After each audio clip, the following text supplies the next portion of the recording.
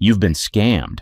Hollywood didn't just sell you movies, it sold you fake lives, scripted love stories, and actors pretending to be people they never were. Fake identities. Hollywood isn't just about make-believe on screen. For decades, studios controlled every detail of their stars' lives, including their names, ages, and backgrounds. If someone didn't fit the perfect Hollywood mold, they were remade from the ground up. Take Rita Hayworth. She was born Margarita Cancino, but Columbia Pictures thought her name and dark hair were too foreign. The fix? A painful makeover.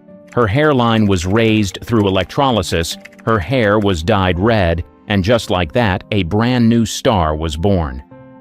Rock Hudson was never really Rock Hudson. His real name was Roy Harold Scherer Jr., but his agent, Henry Wilson, wanted something stronger, more masculine. The studio also erased details about his personal life, making sure the public saw only the leading man fantasy. Jean Harlow's birth year? Faked. Studios made her younger to fit their narrative. Judy Garland's image as the girl next door? A total illusion. Behind the scenes, MGM forced her onto a brutal diet of pills to keep her thin and working long hours. Some lies went deeper. Loretta Young's supposed adoption of a child? That was actually her own daughter, secretly born after an affair with Clark Gable. But Hollywood couldn't let that scandal go public, so they crafted a fake adoption story. Back then, if an actor didn't fit the perfect Hollywood fantasy, they got rewritten. Didn't sound American enough? They changed your name? Didn't look the part? They forced makeovers. Had a personal life that didn't match their image? That was buried. Studios weren't just making movies. They were building illusions, selling audiences a fantasy both on screen and off. And if a star didn't play along, they could kiss their career goodbye. Fake Hollywood love stories. Hollywood didn't just rewrite backgrounds, it scripted relationships too. If a star's real love life didn't fit their image, studios stepped in and fixed it. Rock Hudson was America's heartthrob, but the studio couldn't let fans know he was gay, so they staged a quickie marriage with Phyllis Gates, his agent's secretary. The press ate it up, and Hudson kept his leading man status. Judy Garland had her own love life controlled by MGM. The studio forced her into relationships that looked good in magazines, including a publicized romance with Mickey Rooney. It wasn't real, but it sold tickets. Jean Harlow was known as the ultimate bombshell, so when she got involved with Paul Byrne, a much older MGM executive, the studio promoted it as a great love story. But 2 months after their wedding, Byrne died in what was officially ruled a suicide. Hollywood went into damage control, spinning the story to protect Harlow's reputation. Even Tab Hunter, another closeted actor, was given fake girlfriends like Natalie Wood to keep up appearances. The press played along, reporting on dates that never actually happened. And then there was Debbie Reynolds and Eddie Fisher. Hollywood sold them as the perfect couple, young, in love, and America's sweethearts. But when Fisher left Reynolds for Elizabeth Taylor, the public was outraged. The studios scrambled, painting Reynolds as the wronged woman and Taylor as the villain, though the truth was far more complicated. For decades, Hollywood ran a matchmaking machine, not for love but for headlines. Stars were paired off, breakups were staged, and entire marriages were set up just to control public perception. The wholesome stars with dark secrets. Hollywood loves a good clean-cut image. But behind the smiles and staged interviews, some of its biggest stars had secrets the studios worked overtime to hide. Bing Crosby was the ultimate family man. At least, that's what the public saw. Off-screen, his son later described him as a strict and sometimes violent father. The studios kept that part quiet, making sure audiences only saw the charming crooner. Fred Astaire was sold as the gentleman of dance, but many of his co-stars didn't see him that way. He was known for his brutal perfectionism and sometimes treated his dance partners harshly. The truth didn't fit his brand, so Hollywood kept it out of sight. Then there was Joan Crawford, the elegant leading lady. While she dazzled on screen, her adopted daughter, Christina, later exposed the truth in Mommy Dearest. a book that described Crawford's behind-the-scenes temper and alleged abuse. The studios, of course, had always portrayed her as a loving mother. Walt Disney built an empire on family-friendly entertainment, but his personal relationships with employees and his views on unions weren't as magical. His company projected an image of warmth and creativity while quietly silencing critics. Even Lucille Ball, America's comedy sweetheart, had her share of secrets. Studios worked to downplay her brief involvement with the Communist Party to keep her out of scandal. Had the public known at the time, it could have ended her career. Hollywood had a formula: market the actors as perfect, erase anything that didn't fit, and make sure the press played along. If a star had a bad reputation, it was buried. If they had a scandal, it was covered up. And if they ever spoke out about the industry's control, they were replaced. Actors who faked their stunts. Hollywood loves to sell the idea that its biggest stars are fearless, throwing punches, jumping off buildings, and pulling off impossible stunts. But the truth, many of them never even came close. John Wayne, the tough guy cowboy, wasn't as rugged as his movies made him seem. In reality, he avoided dangerous stunts, relying on doubles for fight scenes, horseback riding, and almost anything risky. Yakima Canutt, one of Hollywood's best stuntmen, did many of Wayne's most famous action sequences, including the legendary stagecoach stunt in Stagecoach 1939. Even classic swashbucklers like Errol Flynn needed help. He played fearless adventurers, but during intense sword fights and dangerous leaps, it was usually a double in costume. Studios covered it up because his image as a dashing hero had to stay intact. Then there's Charlton Heston, best known for Ben-Hur, 1959. That incredible chariot race? Most of it was done by stuntman Joe Canutt, who even got injured during a fall that audiences assumed was Heston himself. Fast forward to modern Hollywood, and the myth continues. Tom Cruise is famous for doing his own stunts, and while he really does take risks, he still has doubles for specific shots. The does everything himself story is great for marketing, but the truth is more complicated. Some stars didn't even try to fake it. Drew Barrymore admitted she didn't do a single stunt in Charlie's Angels. It was all professionals in wigs. And in The Fast and the Furious, Paul Walker and Vin Diesel had stunt doubles for most high-risk scenes, despite the franchise's tough guy branding. Hollywood thrives on illusion, and stunts are no different. If an actor's reputation relies on them being a fearless action star, studios will do whatever it takes to keep that fantasy alive. The reality? While the credits roll, the real heroes, the stunt doubles, walk away without the applause. Performances. Hollywood manipulated. Not every legendary performance was the result of raw talent. Sometimes actors were coached, pressured, or even tricked into delivering unforgettable moments. And in some cases, what you saw on screen wasn't even them. Take Shelley Duvall in The Shining, 1980. Her terrified breakdowns weren't just great acting. Director Stanley Kubrick psychologically tormented her for months to get the reaction he wanted. He isolated her from the cast, made her redo scenes over 100 times, and caused so much stress that her hair started falling out. The result? An iconic performance, but at a massive personal cost. Then there's Tippi Hedren in The Birds, 1963. Her final scene, where birds attack her, was completely real. Director Alfred Hitchcock promised mechanical birds, but then threw live ones at her, day after day. Hedren was scratched, pecked, and left emotionally wrecked. The terror you see? It wasn't acting, it was survival. And sometimes, performances were literally replaced. Audrey Hepburn charmed audiences in My Fair Lady, 1964, but that breathtaking singing voice? Not hers. The studio hired Marni Nixon to dub nearly every song. Hepburn only found out after filming, and she was furious. Even in modern Hollywood, manipulation happens. Leonardo DiCaprio's raw pain in Django Unchained, 2012, after smashing a glass? That was real. He actually cut his hand mid-scene but kept acting, so director Quentin Tarantino used it. Some actors were coached to perfection. Marlon Brando struggled with lines in The Godfather, 1972, so cue cards were placed around the set to guide him. That legendary performance? Half of it was reading off hidden scripts. Hollywood sells us the idea of pure, effortless talent. But the truth? Many great performances were manipulated, forced, or even faked. And if an actor didn't deliver, the director made sure they had no choice. Actors who didn't deserve their Oscars.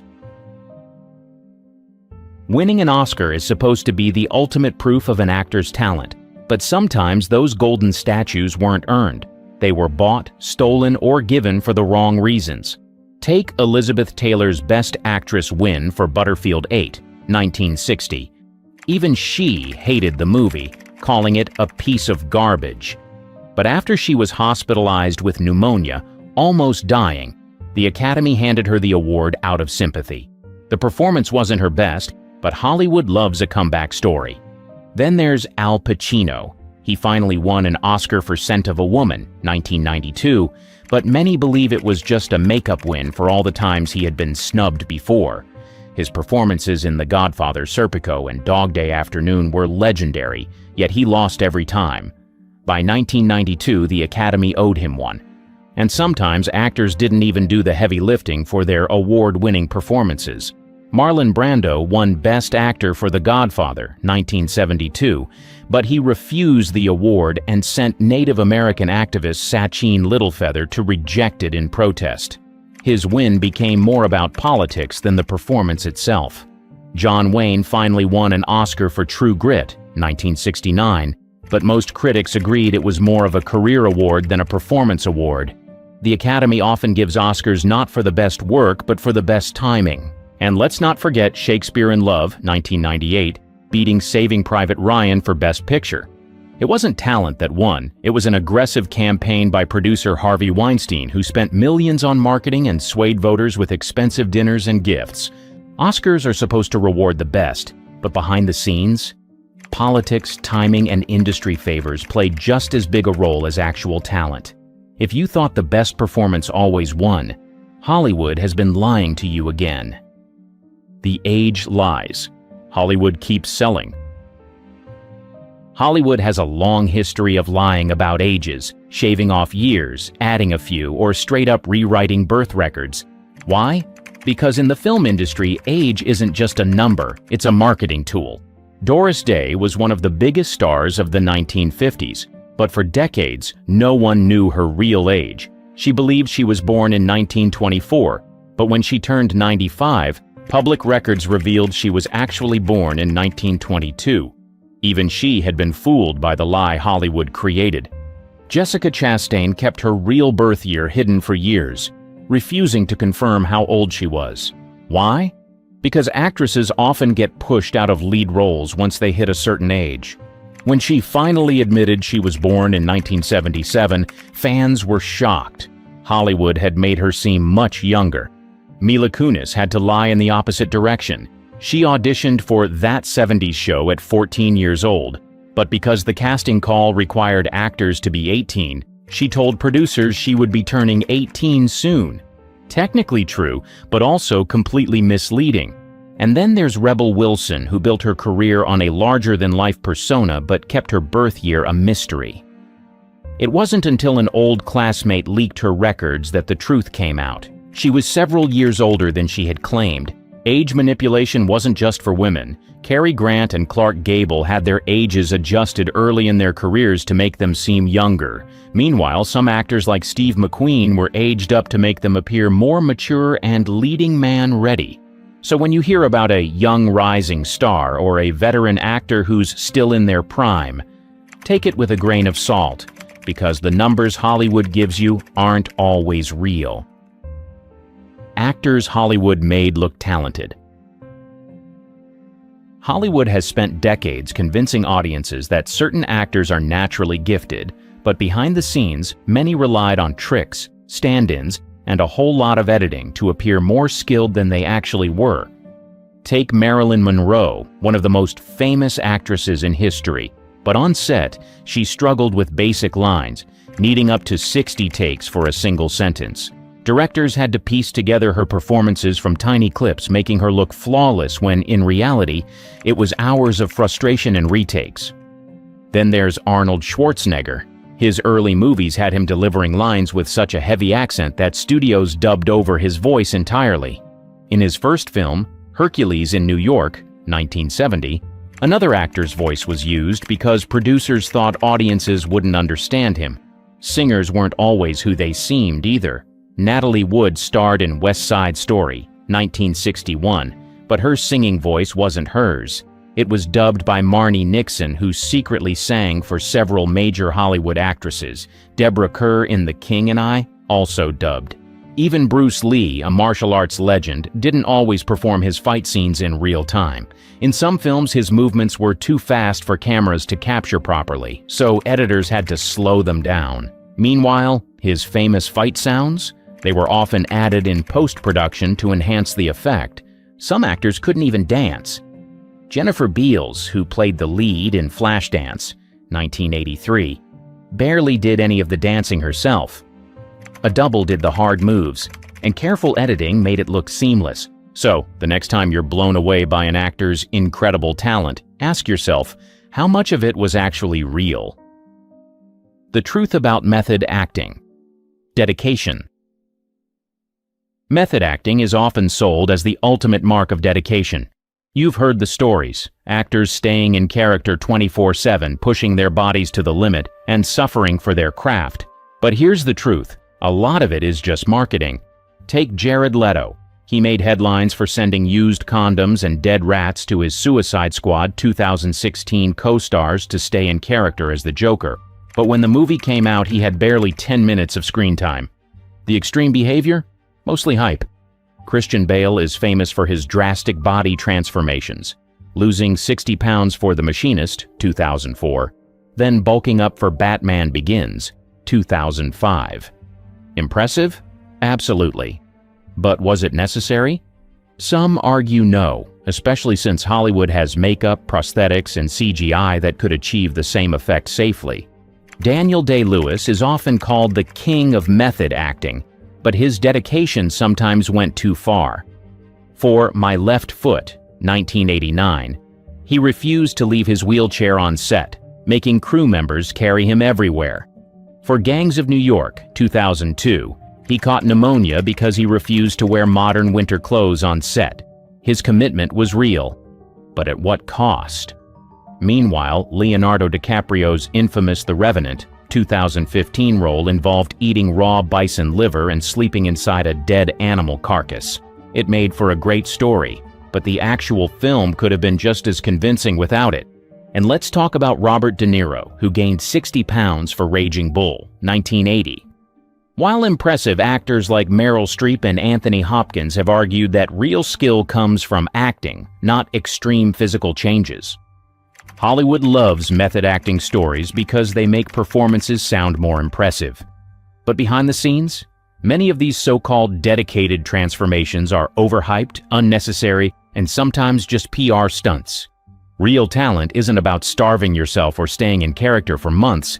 It's about delivering a great performance without making everyone suffer for it.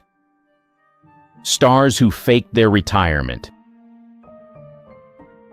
Hollywood is full of dramatic exits, big stars announcing they're done with the industry, only to pop up in another movie a few years later. Retirement in Hollywood is often just another publicity stunt. Take Daniel Day-Lewis. In 2017, he made a grand exit, declaring Phantom Thread would be his final film. But this wasn't his first retirement. He quit acting before, only to return in the 90s. Fans still wonder if he'll be back again. Steven Soderbergh, director of Ocean's 11 and Magic Mike, announced he was done with filmmaking in 2013. His reason? Hollywood was too exhausting. But within a few years, he was directing Logan Lucky, 2017, and jumping right back into the business. So much for retirement. Then there's Jay-Z, who held a massive farewell concert in 2003 and announced his retirement from music. The industry mourned. Then, in 2006, he dropped a new album like nothing happened. Turns out the retirement was just a great marketing move. Cher is the queen of fake retirements. In 2002, she embarked on her farewell tour, telling fans this was the last time they'd ever see her perform. That tour lasted 3 years. Then in 2014, she went back on the road. By 2018, she had yet another tour. At this point, fans expect her to retire every few years. Actors don't just retire for dramatic effect. Sometimes it's damage control. Nicolas Cage claimed he was done with major Hollywood movies after years of bad roles. Then, after Pig, 2021 earned critical praise. He walked back his statement. Suddenly, he wasn't done anymore. Hollywood retirements rarely stick. They create hype, nostalgia, and ticket sales. And when the money's right, the retired star suddenly finds a reason to return. In 1921, a young actress named Virginia Rappe died under mysterious circumstances at a party hosted by silent film star Roscoe "Fatty" Arbuckle. This controversy was just the beginning. For over a century, Hollywood has been a breeding ground for disturbing rumors that turned out to be all too real. Today we're pulling back the curtain on Tinseltown's darkest truths. The casting couch, early Hollywood's open secret. The term casting couch emerged in the 1920s, referring to a troubling practice where influential men took advantage of aspiring actors for inappropriate favors in exchange for roles. Louis B. Mayer, co-founder of MGM Studios, was notorious for this behavior. Mayer held private meetings with young actresses, often leading to uncomfortable situations.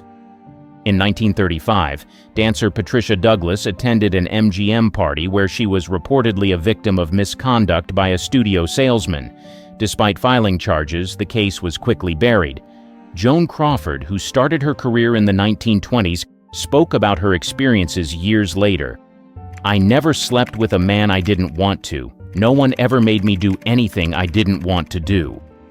However, her words hinted at the pressures faced by many actresses. Marilyn Monroe once said, "Hollywood is a place where they'll pay you $1,000 for a kiss and 50 cents for your soul." This quote reflects the industry's moral bankruptcy. In 1937, child star Shirley Temple, then 9 years old, was inappropriately approached by MGM producer Arthur Freed. When she laughed at him, Freed reportedly exposed himself. Temple's mother quickly removed her from the situation. The silent film era saw its share of scandals too. The Fatty Arbuckle case in 1921 shocked the nation when actress Virginia Rappe died after a party at his hotel. Though Arbuckle was eventually acquitted, the incident shed light on Hollywood's darker side. By the 1930s, the Hays Code was introduced to clean up Hollywood's image. However, behind closed doors, the exploitation continued. Judy Garland's studio-enforced diet pills. Her road to stardom was paved with studio control and dangerous health practices.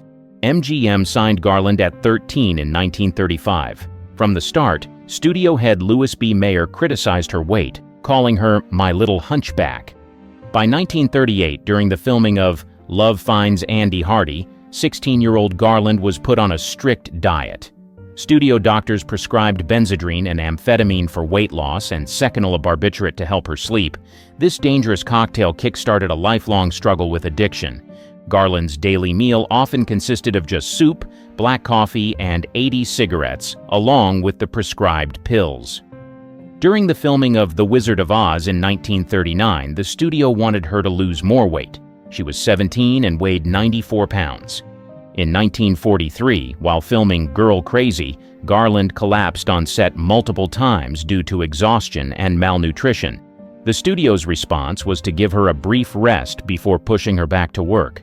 Garland later recalled, "They had us working days and nights on end. They'd give us pills to keep us on our feet long after we were exhausted.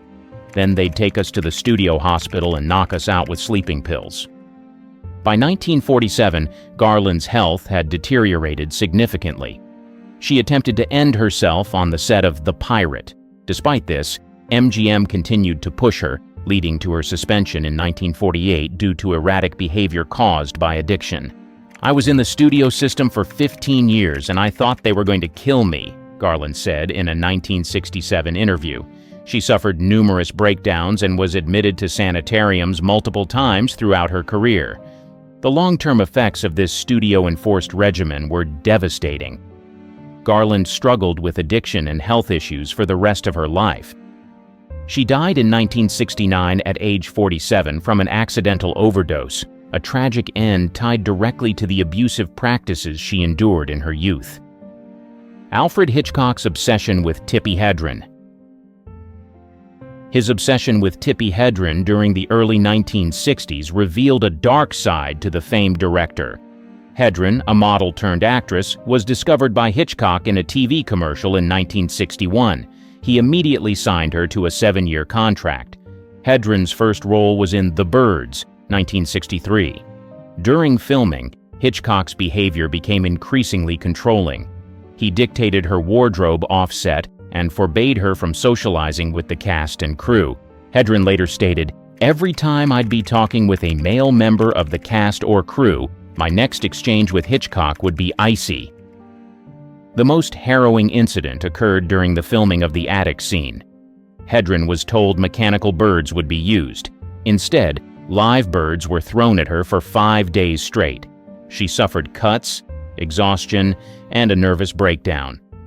When a bird nearly pecked her eye, she snapped, "I think you got your scene, Mr. Hitchcock." In 1964, during the production of Marnie, Hitchcock's obsession intensified. He had a mask of Hedren's face made for his personal use and installed a secret door between his office and her dressing room. Hedren recounted a disturbing incident in her trailer. "He touched me inappropriately. It was uncomfortable and deeply unsettling. The harder I fought him, the more aggressive he became." After Hedren refused his advances, Hitchcock threatened to ruin her career. True to his word, he kept her under contract for 2 years without work, effectively stalling her career. Hitchcock's behavior wasn't limited to Hedren. Actress Diane Baker, who co-starred in Marnie, observed, "I saw Hitchcock verbally abuse Tippi and I was shocked." In 1966, Hedren finally broke free from her contract with Hitchcock. However, the director's influence in Hollywood made it difficult for her to find work. She later said, "He ruined my career, but he didn't ruin my life." Hedren kept silent about these experiences for decades, only speaking out in detail in her 2016 memoir, Tippi. Her story shed light on the abuse of power that was all too common in Hollywood during that era. Roman Palansky's assault case.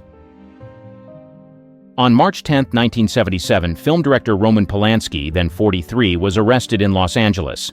The charge, drugging and misconduct of a 13-year-old girl, Samantha Gailey, now Guymer. The incident occurred at actor Jack Nicholson's home during a photo shoot for French Vogue. According to court documents, Palansky gave Gailey champagne and part of a Quaalude. He then allegedly continued with inappropriate actions despite her objections. Gailey later testified, "I was mostly just on and off saying, 'No, stop,' but I was afraid." Palansky faced legal charges on multiple counts related to inappropriate conduct, including allegations involving the use of a controlled substance and misconduct with a minor. He initially pleaded not guilty to all charges, but later accepted a plea bargain. On August 8, 1977, Palansky pleaded guilty to unlawful activity with a minor. Per the plea deal, the probation report recommended probation. However, on the day of sentencing, February 1, 1978, Palansky fled to France. He had learned that the judge, Lawrence J. Rittenband, planned to sentence him to prison and subsequent deportation. France refused to extradite Palansky due to its limited extradition treaty with the U.S. Palansky continued his film career in Europe, even winning an Oscar for The Pianist in 2003, which he couldn't collect in person. In 2009, Palansky was arrested in Switzerland at the request of U.S. authorities. He spent 67 days in custody before being released and returning to France. Guymer, the victim, has since stated she forgives Palansky and believes the case should be dropped. In a 2013 interview, she said, "I'm not going to carry a bunch of resentment, and much worse things happen to people." Despite this, attempts to resolve the case have been unsuccessful. In 2017, Palansky's offer to return to the U.S. for time served was rejected by L.A. County Superior Court Judge Scott Gordon. As of 2024, Palansky remains a fugitive from the U.S. justice system. Rob Lowe's tape scandal. In July 1988, 24-year-old actor Rob Lowe became embroiled in a controversy that nearly derailed his career. The incident occurred during the Democratic National Convention in Atlanta, where Lowe was supporting presidential candidate Michael Dukakis. On the night of July 17th, Lowe met two young women at a bar and brought them back to his hotel room. Unbeknownst to Lowe, one of the women, 16-year-old Jan Parsons, was underage. The encounter was videotaped, creating what would become one of Hollywood's first celebrity intimacy tape controversies. The tape surfaced months later when Parsons' mother found it and reported it to the authorities. On February 24, 1989, the story broke in the media, causing immediate shockwaves in Hollywood and beyond. Lowe initially denied any wrongdoing, claiming he didn't know Parsons was underage. He stated, "I didn't ask for ID going into a club. It was Atlanta, the home of Coca-Cola, not the home of underage girls." The controversy had severe consequences for Lowe's career. He was dropped from several film projects and lost numerous endorsement deals. His appearance at the 1989 Academy Awards was met with open hostility from some attendees. Legal ramifications followed. Lowe faced criminal charges for misconduct with a minor and distributing explicit material. To avoid prosecution, he agreed to perform 20 hours of community service in his home state of Ohio. The incident also led to a civil lawsuit from Parsons' family, which was settled out of court for an undisclosed sum. As part of the settlement, Lowe was required to publicly apologize. In the years following the scandal, Lowe worked to rebuild his career and reputation. He entered rehab for alcohol addiction in 1990, a move he credits with helping him turn his life around. Woody Allen's relationship with Soon-Yi Previn. In January 1992, Mia Farrow discovered unclothed photos of her adopted daughter, Soon-Yi Previn, in Woody Allen's apartment. Allen, then 56, had been in a relationship with Farrow for 12 years. Soon-Yi was 21 at the time and had been adopted by Farrow and her ex-husband Andre Previn years earlier. The discovery sent shockwaves through Hollywood and the public. Allen confirmed the relationship in August 1992, stating, "I'm thrilled." The admission came amid a bitter custody battle between Allen and Farrow over their 3 children. Allen's film, Husbands and Wives, released in September 1992, became unintentionally controversial due to its plot similarities to the real-life scandal. The film's premiere was marked by protests and media frenzy.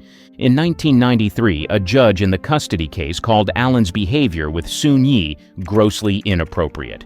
The court denied Allen visitation rights with his daughter Dylan and limited contact with his son Satchel, now Ronan Farrow. Despite the controversy, Allen and Soon-Yi married in Venice on December 23, 1997. Allen was 62, Soon-Yi 27. The ceremony was small, with only a handful of guests present. In a rare 2015 interview with NPR, Allen addressed the relationship's beginnings. "I was paternal. She responded to someone paternal." This statement further fueled critics who found the relationship's power dynamics disturbing. The scandal significantly impacted Allen's career. Several actors, including Greta Gerwig and Timothée Chalamet, later expressed regret for working with him. Amazon Studios terminated a 4-picture deal with Allen in 2019, citing renewed allegations of misconduct by Dylan Farrow. As of 2024, Allen and Soon-Yi remain married and have 2 adopted daughters.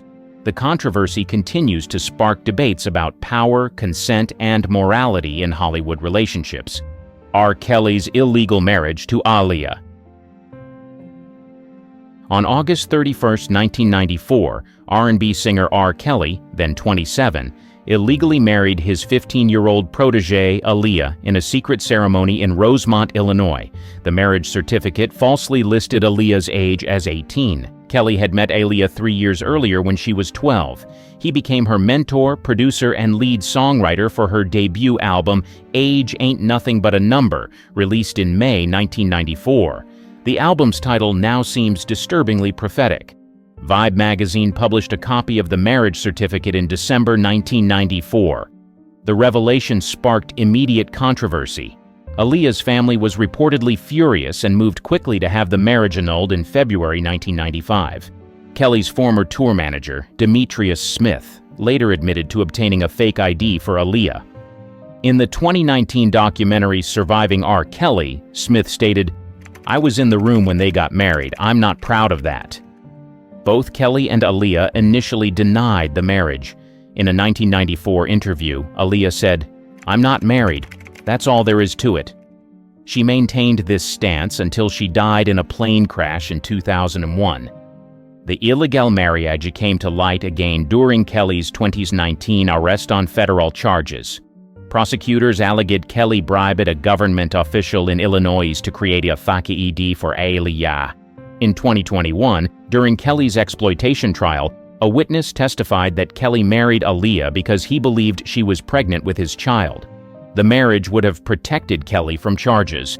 Kelly was ultimately convicted on all 9 counts against him, including racketeering and exploitation. The illegal marriage to Aaliyah was a key part of the prosecution's case, Harvey Weinstein's decades of serious misconduct. On October 5, 2017, the New York Times published an exposé detailing nearly 3 decades of coercion allegations against Hollywood producer Harvey Weinstein. The article, by Jody Cantor and Megan Toohey, cited interviews with numerous women in the film industry. Among the first accusers were actress Ashley Judd and former Weinstein employee Laura Madden. Judd recounted a 1997 incident where Weinstein invited her to his hotel room and asked for a massage. Madden described similar experiences in the early 1990s. The article revealed that Weinstein had reached at least 8 settlements with women who accused him of unwanted physical contact and advances. These settlements, dating back to 1990, were often accompanied by non-disclosure agreements. 5 days after the Times article, The New Yorker published Ronan Farrow's investigation, which included 13 more women's accounts of alleged abuse by Weinstein. 3 women accused Weinstein of SA. Actress Rose McGowan, who had alluded to her experience for years, publicly accused Weinstein of serious misconduct on October 12, 2017. She stated she was paid $100,000 in 1997 to sign a non-disclosure agreement. By October 31st, over 80 women had come forward with allegations against Weinstein. The list included high-profile actresses like Gwyneth Paltrow, Angelina Jolie, and Salma Hayek. Weinstein was dismissed from the Weinstein Company on October 8, 2017. He was later arrested and charged in New York on May 25, 2018, for serious misconduct. On February 24, 2020, Weinstein was found guilty of 2 serious offenses and sentenced to 23 years in prison. Bill Cosby's serial assaults. For decades, Bill Cosby was known as America's dad, beloved for his role on The Cosby Show. However, beneath this wholesome image lurked a serial predator whose crimes spanned half a century. The first public accusation against Cosby came in 2005 when Andrea Constand filed a lawsuit alleging he drugged and acted inappropriately toward her in 2004. During the case, 13 other women came forward with similar stories. The suit was settled out of court in 2006 for $338 million. Despite these allegations, Cosby's career continued largely unaffected until October 16, 2014. During a stand-up performance in Philadelphia, comedian Hannibal Buress seriously referred to Cosby, rekindling public interest in the allegations against him. In the following months, dozens of women came forward with stories of coercion dating back to the 1960s. Many described a similar pattern. Cosby would offer them drinks, which were allegedly drugged, and then SA them while they were incapacitated. On December 30, 2015, Cosby was arrested and charged with 3 counts of aggravated indecent moves against Andrea Constand. This was the first criminal case against Cosby, as most other allegations fell outside the statute of limitations. Cosby's first trial in 2017 ended in a mistrial due to a hung jury. However, in a retrial on April 26, 2018, Cosby was found guilty on all 3 counts. On September 25, 2018, he was sentenced to 3 to 10 years in state prison. During the trial, 5 other women testified about their experiences with Cosby, establishing a pattern of behavior. One of these women, Janice Dickinson, testified that Cosby coerced her in 1982 after giving her a pill. Cosby's conviction was overturned by the Pennsylvania Supreme Court on June 30, 2021, due to a violation of his due process rights. He was released from prison the same day, having served nearly 3 years. Kevin Spacey's predatory behavior. On October 29, 2017, actor Anthony Rapp alleged that Kevin Spacey made a misappropriate advance toward him in 1986, when Rapp was 14 and Spacey was 26. This accusation, published in a BuzzFeed article, marked the beginning of Spacey's downfall. Spacey responded on Twitter, claiming no memory of the incident, but offering an apology. In the same statement, he came out as gay, a move widely criticized as an attempt to deflect from the allegations. Following Rapp's accusation, numerous other men came forward with similar stories. On November 1, 2017, actor Roberto Cavazos alleged that Spacey groped him in the mid-2000s at the Old Vic Theatre in London, where Spacey was artistic director from 2004 to 2015. The Old Vic conducted an internal investigation revealing 20 personal testimonies of alleged inappropriate behavior by Spacey between 1995 and 2013. Many of these incidents occurred on the theater's premises.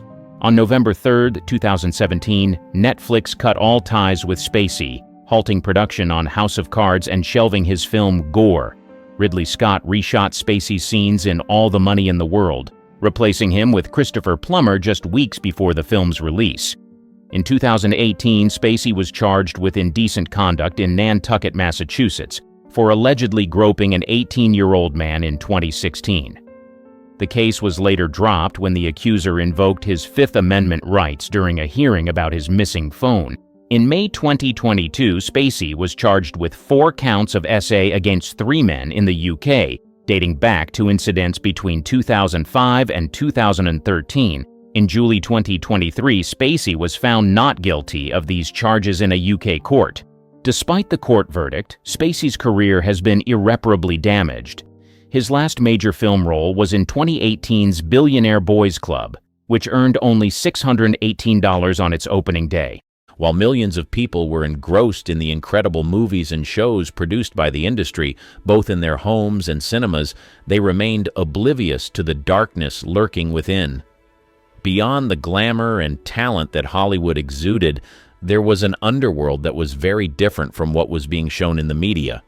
From rumors of murders to the mistreatment of actors and numerous atrocities that remained buried and far away from the public eyes, Hollywood was proved to be a dark and chaotic place. Well, let's just say nothing is hidden under the sun, because some of these dark and disgusting things that happened in the industry have now been confirmed to be true. The horrific fake film shoot. Anyone who knew about the film studio MGM knew that they were notorious for their dark deeds and would do almost anything to make a scandal disappear, and in order to protect their own. They had the money, the power, and the fixers, but when a biographer, David Sten, began to investigate them, he uncovered some secrets that they kept buried for years. One of these was what happened to a 20-year-old dancer named Patricia Douglas at a 1937 MGM party. According to David Sten, MGM did everything in their power to suppress the scandal when it erupted. They even went as far as hiding evidence and doing all they could to silence the victim, but it seems like her innocence screamed louder than their efforts, and soon enough their deeds were brought to the light. Although MGM was successful at burying the story back in the 1930s, David Sten found some evidence that proved that Patricia's story was real. She wasn't the young wannabe star trying to take down a powerful studio. She was a young, vulnerable girl whose innocence was taken away at an MGM party. In the words of the biographer, I managed to find old newspaper coverage, previously unseen photos, damning studio documentation, long-forgotten legal records, privately shot cinematographic evidence hidden in an MGM film vault, and, most amazing, Patricia Douglas herself. After 65 years of silence, she was finally able to tell her side of the story. According to Patricia Douglas, that incident completely broke her and turned her life upside down. Before that day, she was living a normal life and was already a part of the entertainment industry. Her love for dancing opened her up to opportunities, and at the age of 15, she had already appeared in 2 classics. Her mother was doing well financially, so she didn't need to work. She only took on a few jobs because she enjoyed it and wanted to keep herself busy. This chestnut-haired lady with porcelain skin would later get a casting call on the 2nd of May, 1937 that changed her life. She had no idea that this call was not what she thought it was, and although she hesitated for a while, she finally said yes. Looking back on that day, Patricia regrets saying yes to that call. In her words, "They never mentioned it was for a party, ever. I wouldn't have gone. Oh God, I wouldn't have gone." Although she and hundreds of other girls were invited for this so-called shoot, they would soon discover that this was no film shoot. It was a party that Louis B. Mayer had, organized to celebrate his salesman for a job well done, but this was no ordinary party. It was going to an alcohol-fueled party where all manner of atrocities would happen. The studio had become the greatest studio in Hollywood, and they bagged distribution deals that will keep them on top for several years. This party is their way of celebrating. Patricia Douglas was one out of the 120 young female dancers that received the casting call. It will surprise you to know that a well-known casting director made these calls so the girls had no idea what was about to happen. They were supposed to be dressed in fitted cowgirl outfits, and as soon as they got to the studio, they were transported to an unknown location for this party. On getting there, Patricia saw over 300 men partying, smoking, and taking all kinds of substances. She didn't see cameras, a crew, or lights. Patricia immediately started to feel uncomfortable, as she had never had any sexual encounter before. She certainly didn't want to be in such a wild party. Sadly, there was no way any of the girls could escape. As the party went on, a particular salesman called David Rose began to admire Patricia. He pretended to want to teach her a dance step, and before she knew it, he and other friends held her down and poured liquor down her throat. Soon enough, Patricia began to feel sick, and when she went outside to get some air, David Ross dragged her to the parking lot and took advantage of her in one of the cars. Interestingly, a parking attendant witnessed the whole thing, but he later denied. Patricia did not keep quiet about what happened. She told her mother about it, and they were able to hire an attorney, but every legal step she took proved futile. No one believed her. One can only imagine how many other girls went through a similar experience that night. Patricia, the only person who was bold enough to speak up, was shut down and called a liar by MGM. With their connections, money, and power, they were able to shut the case down. Among the evidence that was later found was a letter from publisher William Randolph Hearst to Louis B. Mayer saying, "Shut this down. Make her stop." Do you realize how damaging this is to the whole movie picture industry? With the help of biographer David Sten, she was able to document what happened to her in the documentary titled Girl 27 before she passed on. The director with weird sexual preferences. After several decades of whining, dining, and having wild sexual encounters with celebrities, Scotty Bowers published a book titled Full Service: My Adventures in Hollywood and the Secret Sex Lives of the Stars. Bowers, who was said to have been a go-to guy for setting up all manner of trysts for some of Hollywood's most famous stars, decided to pen down all the escapes that these stars were involved in. While some of his celebrity clients were closeted gays and lesbian, other clients liked things that were weird and freaky. The revelations she made about Charles Laughton left everyone in shock. To the rest of the world, Charles Laughton was a brilliant director. He was a highly respected and influential figure in the film industry. Charles Laughton was an English stage and film actor as well as a director. Truth be told, his talent was recognized early in his career, and he gained fame for his versatility as an actor. He excelled in portraying a wide range of characters from dramatic to comedic roles. Most people who were entertained by his works revered him. Some of his most notable performances include his portrayal of the hunchbacked bell ringer Quasimodo in The Hunchback of Notre Dame in 1939, Captain Bligh in Mutiny on the Bounty in 1935, and his chilling role as the tyrannical barrister in Witness for the Prosecution in 1957. Everyone saw him as a talented man who was laser-focused on his career, but no one knew the secrets he was keeping from the world. In addition to his acting prowess, Laughton also ventured into directing, where he demonstrated a keen eye for storytelling and visual composition. His directorial debut was with the film The Night of the Hunter in 1955, which has since been recognized as a classic of American cinema despite its initial commercial failure. Lawton's impact on the film industry was profound, and he was highly respected by his peers. Throughout his career, he received numerous accolades, including an Academy Award for Best Actor for his role in The Private Life of Henry VIII in 1933. Apparently, when he was achieving all these, he was busy behind closed doors doing things that would have shocked his fans. According to Bowers, Charles's secret sexual activities were very different from that of his celebrity friends. He said Charles was into scat proclivities. Bowers revealed that Charles liked it when his sexual partners released on him, and on some occasions, he spread these substances on a sandwich and ate it.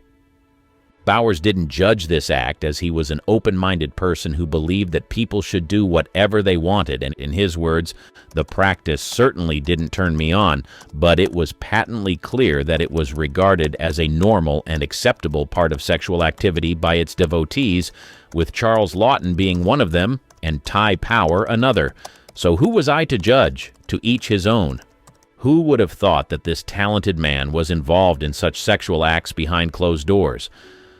Although there were already rumors about what he was involved in, Bowers' book confirmed the rumors and went into detail about what this celebrated director was doing behind closed doors. Charlie Chaplin and underage girls. He was a highly successful actor who was well respected in the industry. He was known to have inspired many other actors, but when rumors began to circulate about his preference in women, a lot of people lost respect for him.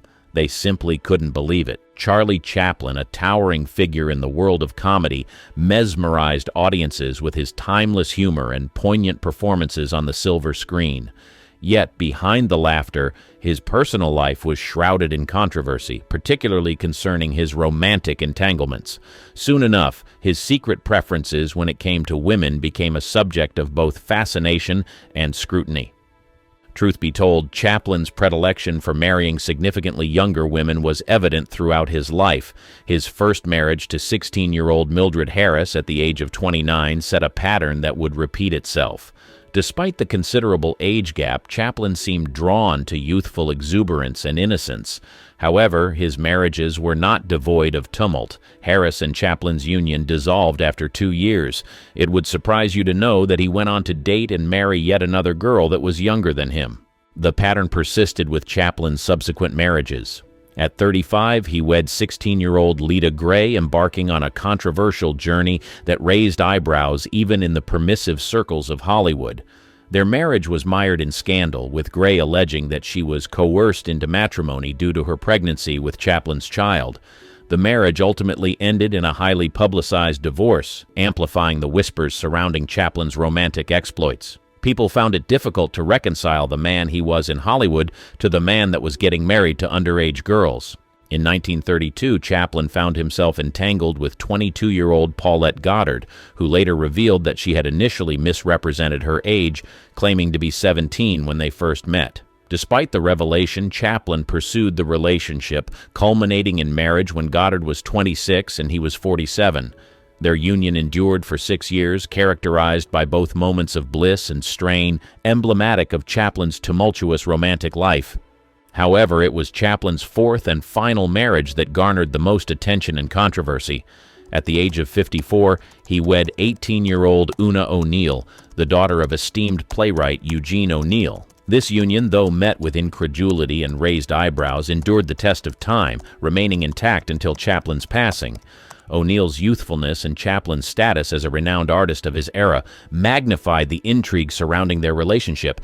Chaplin's preference for younger women, coupled with the circumstances of his marriages, fueled speculation and gossip within the industry. While some viewed his actions as indicative of a romantic spirit unbound by societal norms, others condemned his behavior as exploitative and predatory. The allegations against Chaplin ranged from accusations of manipulation to outright abuse, with his choices seemingly confirming the suspicions harbored by his detractors.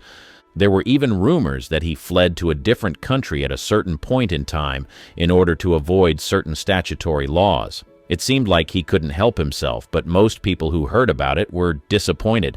They couldn't believe that such a respected man was involved in such. However, despite the condemnation he got from others, he didn't hide the fact that he preferred underage girls. She adopted her own child. Before he became a Hollywood star, it was said that Clark Gable was friends with some questionable people. Perhaps this was why he reached out to a fixer when he discovered that he got a young actress pregnant. What was done after that forever traumatized the child and made her grow up believing that she didn't have parents. If anyone was the epitome of Hollywood masculinity, it was Clark Gable. This charming, leading man-made heart swoon across the globe. He was the kind of guy you'd imagine tipping his hat as he sauntered into a room exuding confidence. And in 1934, he was smack dab in the middle of one heck of a scandal that involved a young actress named Loretta Young. She was a rising starlet with doe eyes and a smile that could light up the silver screen. At just 22, she was already making waves in Hollywood, capturing hearts with her talent and beauty. But little did anyone know she was about to become entangled in a scandalous affair with none other than the dashing Clark Gable. A 34-year-old Gable, already married, diving headfirst into a clandestine romance with the much younger Loretta Young. Their flirtation soon turned into a scandalous affair, and to complicate matters further, Young became pregnant. It was the kind of situation that could spell disaster for both their careers and reputations. Some reports claim that Gable actually forced himself on the actress and that the sexual activities between them were not consensual. When Clark Gable realized how messy the situation was, he reached out to the one person that could fix it, Eddie Mannix, a fixer with connections deep in the heart of Hollywood. He wasn't just any friend to Gable, he was the kind of friend who knew how to clean up messes no matter how messy they were. Mannix's solution was as ingenious as it was morally dubious. He orchestrated a plan for Young to fake adopt her own child, effectively concealing the scandal of being an unwed mother. It was a move straight out of the Hollywood playbook. Young, determined to protect her child from judgment, went along with Mannix's plan, confiding only in the inner circles of Hollywood's elite. And so Judy, as she would later be named, grew up believing that Loretta Young adopted her.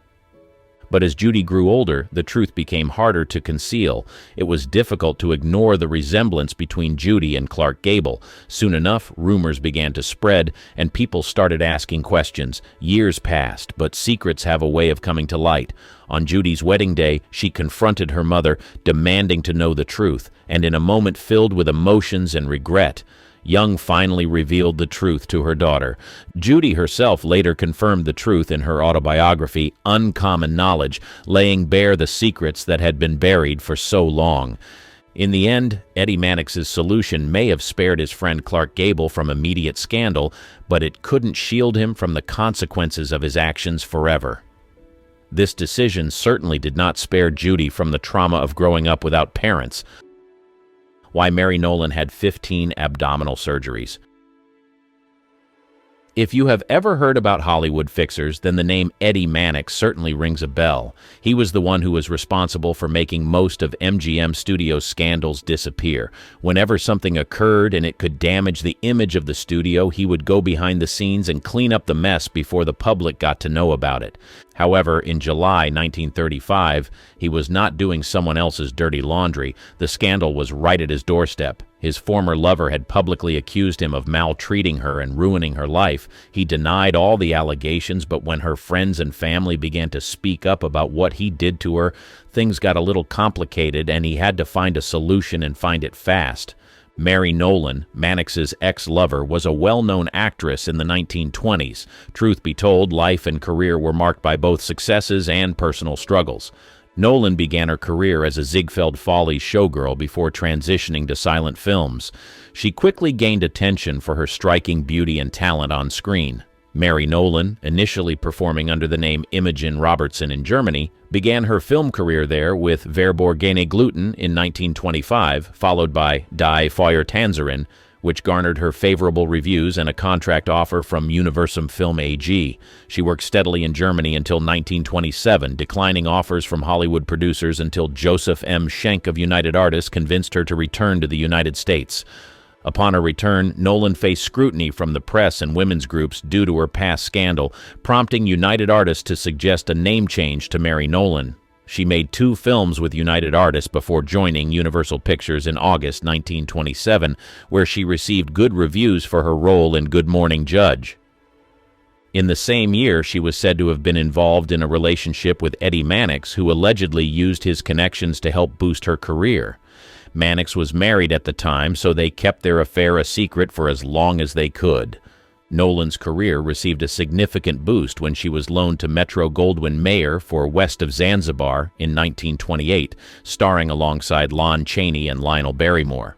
The film was a hit, as was her subsequent loan to MGM for Desert Nights in 1929, opposite John Gilbert, further solidifying her status in Hollywood.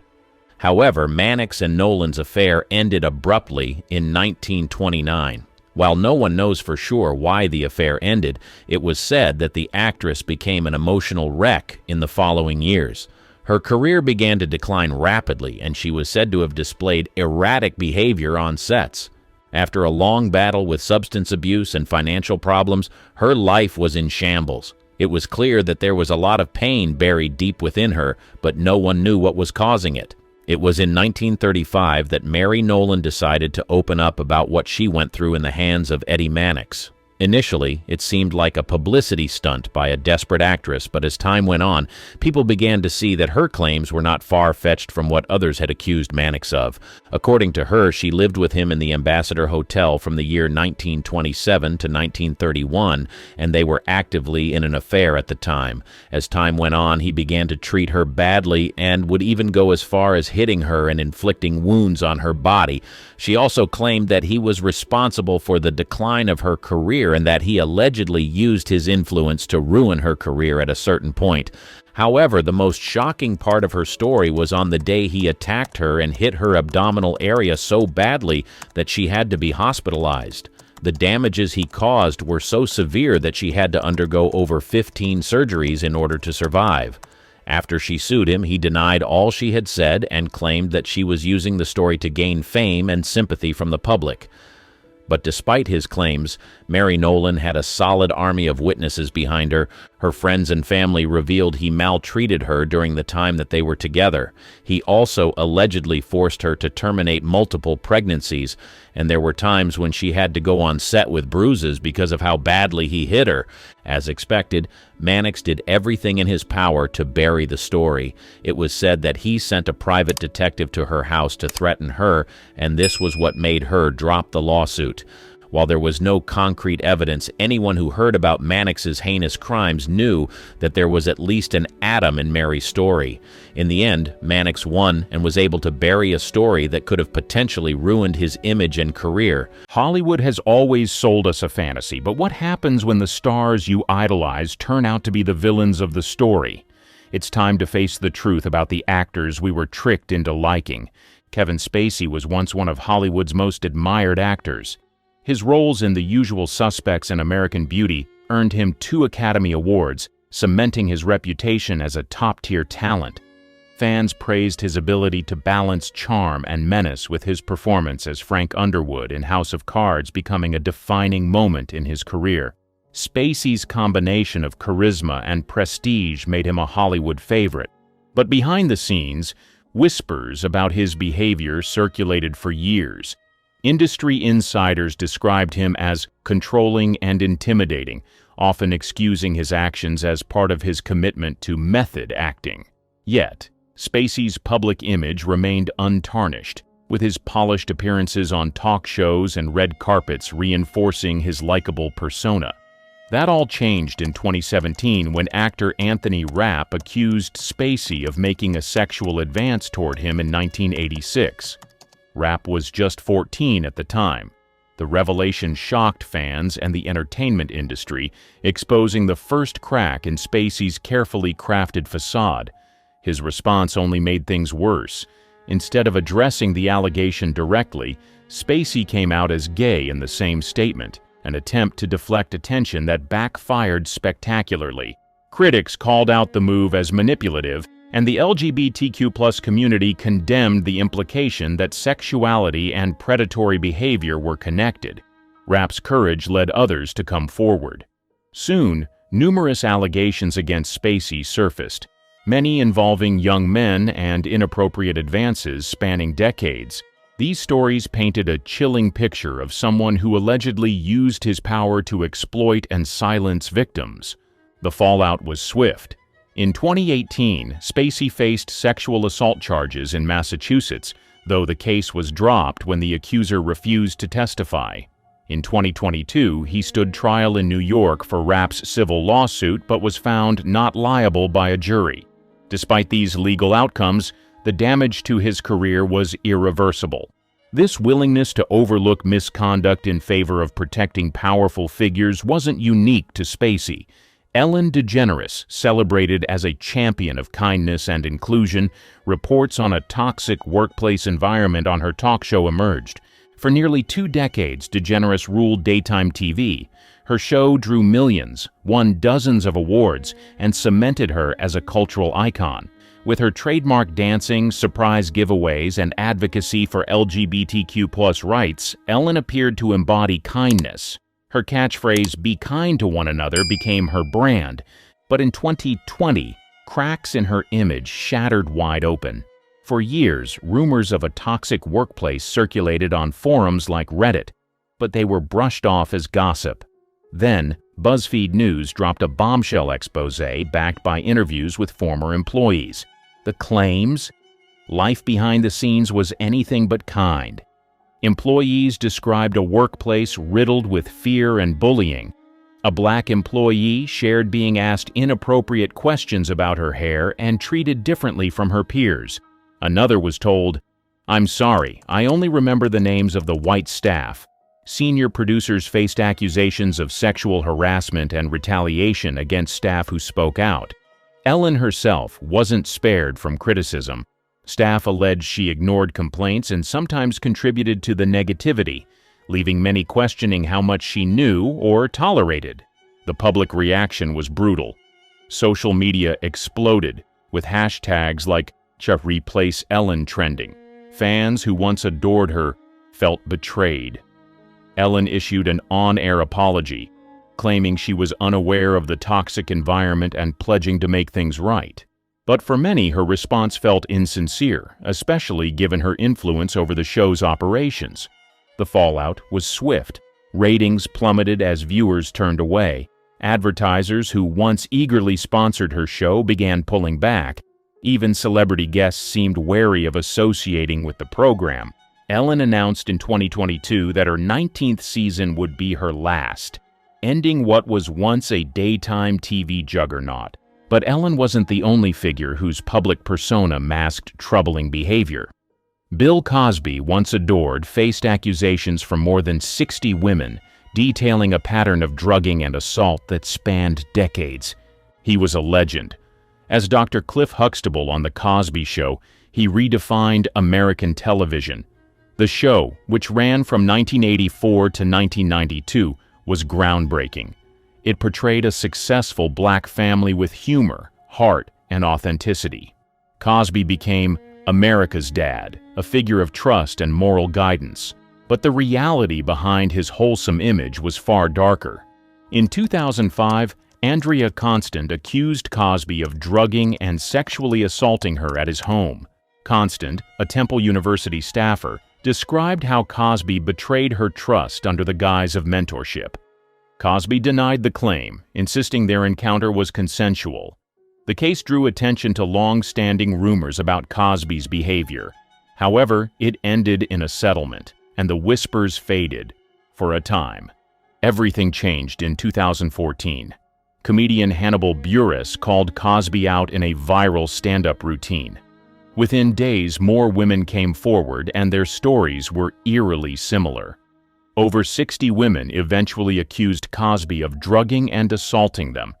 Many recounted being given drinks or pills under the pretense of relaxation or medical advice, only to wake up disoriented, violated, and confused. The allegations spanned 5 decades, revealing a pattern of manipulation and abuse. Cosby allegedly used his fame to lure victims, often under the guise of career mentorship. Some women were young actresses or models eager to break into the industry. Others were colleagues or acquaintances who trusted his fatherly persona. Cosby's defenders pointed to his philanthropy and contributions to television, but the weight of the evidence was overwhelming. In 2018, Cosby was convicted of aggravated indecent assault against Constant, a landmark case in the Now Me Too movement. Sentenced to 3 to 10 years, he became one of the first major celebrities held accountable for sexual misconduct. In 2021, Cosby's conviction was overturned due to a legal technicality. While he walked free, his reputation remains destroyed.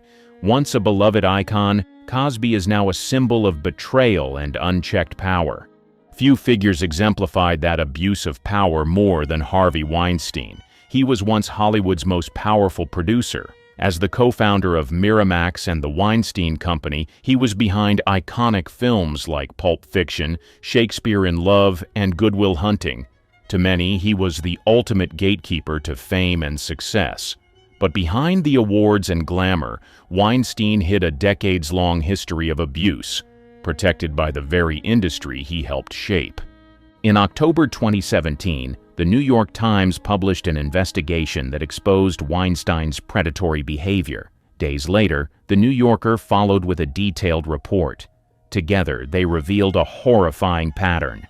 Over 80 women came forward, accusing Weinstein of sexual harassment and assault. Actresses Ashley Judd and Rose McGowan were among the first to share their stories. They described being invited to private meetings under the guise of work, only to find themselves trapped in hotel rooms. Weinstein used his power to manipulate and silence victims. Those who resisted faced threats to their careers or were blacklisted from the industry. He relied on non-disclosure agreements, payoffs, and an aggressive legal team to bury accusations. Private investigators were hired to dig up dirt on accusers, turning the tables on those brave enough to speak out. His behavior was an open secret in Hollywood. Industry insiders admitted they had heard rumors but chose to look the other way. Executives and colleagues ignored red flags, prioritizing profits and relationships over accountability. Weinstein's financial influence ensured his reign continued unchecked. The 2017 revelations ignited the dastard Me Too movement, a global reckoning that exposed systemic abuse in the entertainment industry.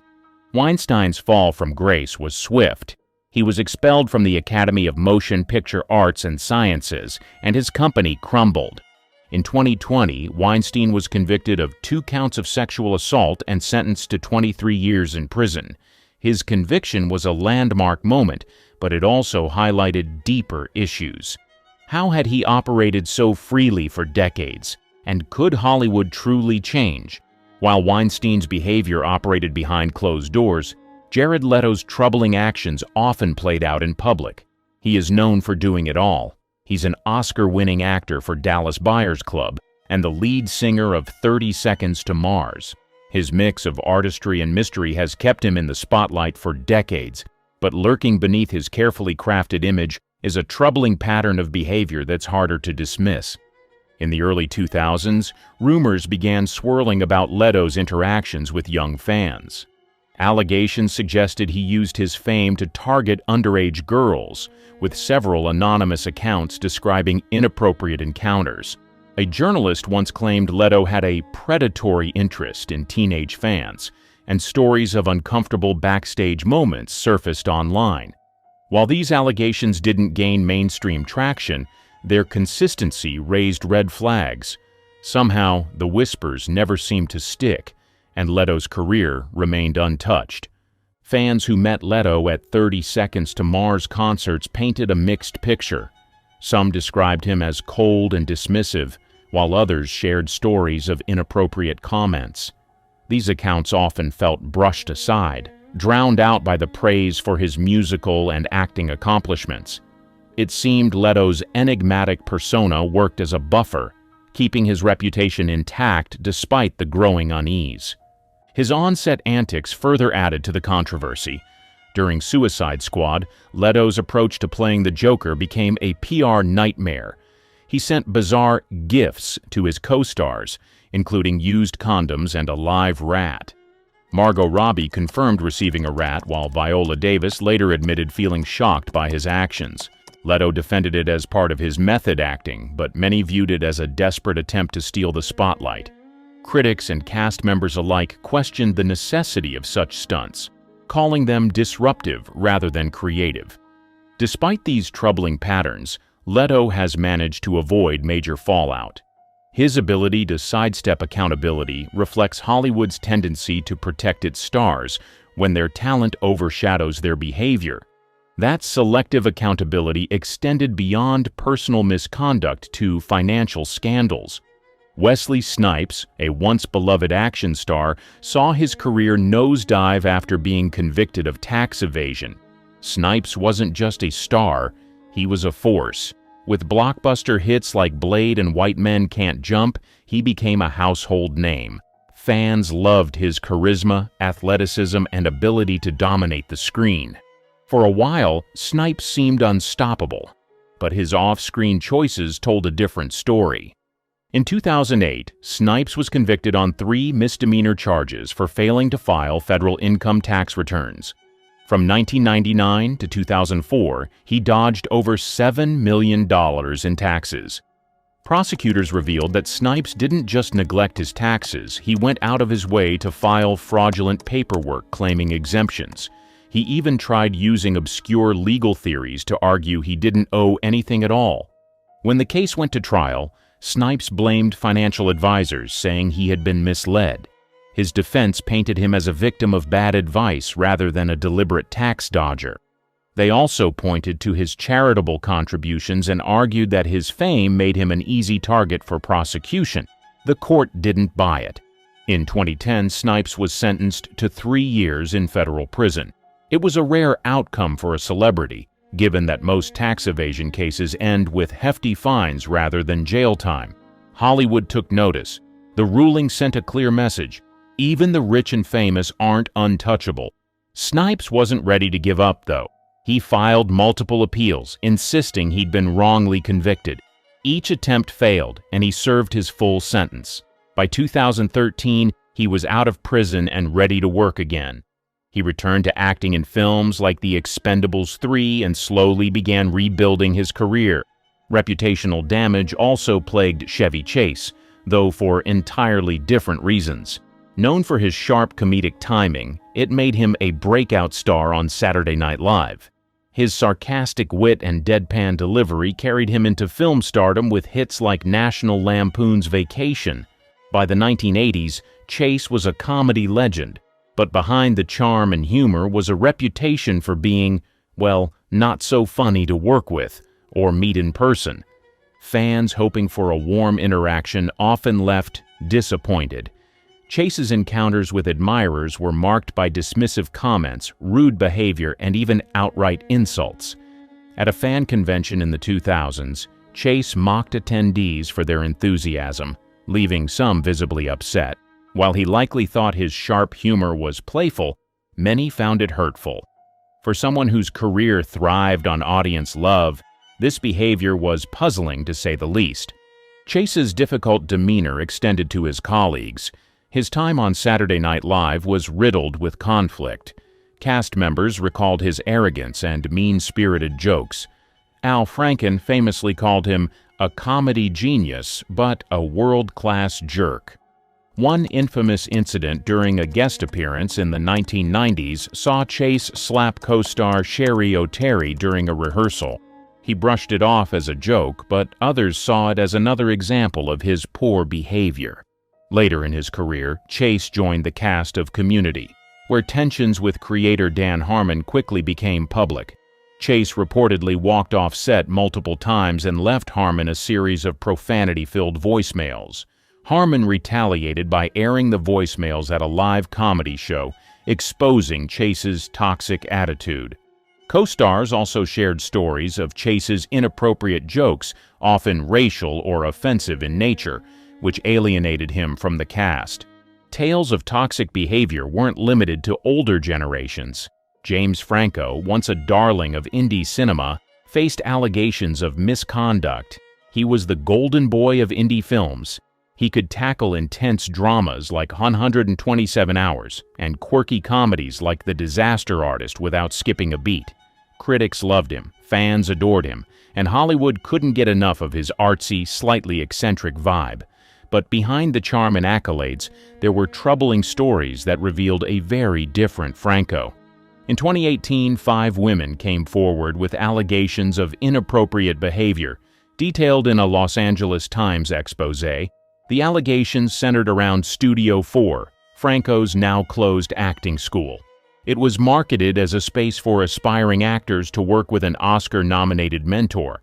But some students described it as a setup for exploitation.